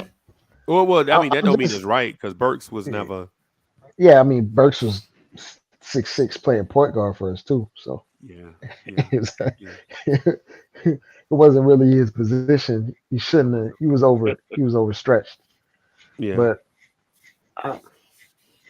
I'm thinking of like someone in the like even it like I was watching the Suns, right? Okay. And what was that? I'm about to look at the Suns roster right now because I forgot his name. Give me a second. Torrey Craig? Not Torrey Craig. Josh Mikal Okogie. Bridges? Josh Josh Okogie. Yeah. And Tibbs loved him. He's a power forward, but he plays a lot bigger than what he is. And there's guys all over the league. You said a power forward, but he played bigger? Yeah, he's listed as a power forward. Okogie? Yeah, Josh Okogie is listed as a 3-4. Okay. So it's like the Suns, they have the interchangeable lineups where the threes and the fours are the same thing. The threes and the fours are the same thing for them. So yeah. So he's out there hooping, and there's a ton of guys in the league that's in this. Well, he plays bigger than 6'4", even though he's 6'4". Right. Once you're really athletic and a solidly built guy, you can play the 4 in today's NBA. Right. So there's a lot of guys in that range. Excuse me. That 6'4", 6'5", 6'6", 6'7" range that can play. Matisse Thybulle is listed the same. Okay. How tall is? All right. Matisse? 6'5". 6'6". He's 6. It's And the 6'5", hair makes him 6'6", seem. something. The hair makes him seem taller. Yeah. But Matisse Thybulle does that switchable defense stuff. Yeah, man. I would say to your point. Hey, yeah. Well, you know what? Let me wrap up right here. Let me get out of here, man. So I can. Like, I'm gonna try to do the next morning drive at like 8:30. Right. Cool. Because it's Christmas week, and we're not gonna do nothing Christmas Eve or Christmas Day. Maybe not. Who knows? I might try to live stream the game though. But on Christmas Day, man, get to a quiet place in this. It depends on what the week is like. Bruiser back, my boy Dan from CAA. Right. He's available this week, so if you want to do anything with him, let me know. I do. I'll call you. Hey, Wiz is well connected. Yeah, we've been talking about this for months, man. Yeah, we've been talking about it. I know. He posts what it's called, local bear video almost every day on his podcast. So that's why he's always, and plus he's working in a full time with about trying to make sure that next Japanese pitcher hitter can come to the Yankees next year. And they say, put a word in his ear when you see him. Just tell him Yankees, baby, Yankees. Let's go Mets. Right. I got you. Let's go Mets, yeah. All right, y'all. I'm gonna get out of here, man. I done got sleepy all of a sudden. And I'm gonna try to be on as much as I can this week. So I'm gonna be hitting y'all up, man. This week. I'm gonna try to be super busy because for one, the Knicks have won 7 in a row. And two, I think the trade market is gonna start heating up. And now's the time for us to be chopping it up. Right. All right, y'all. We're gonna get out of here. Thank y'all for watching. Peace, You're welcome, buddy. Yeah, man. All right. You, man. Later. All right. Peace.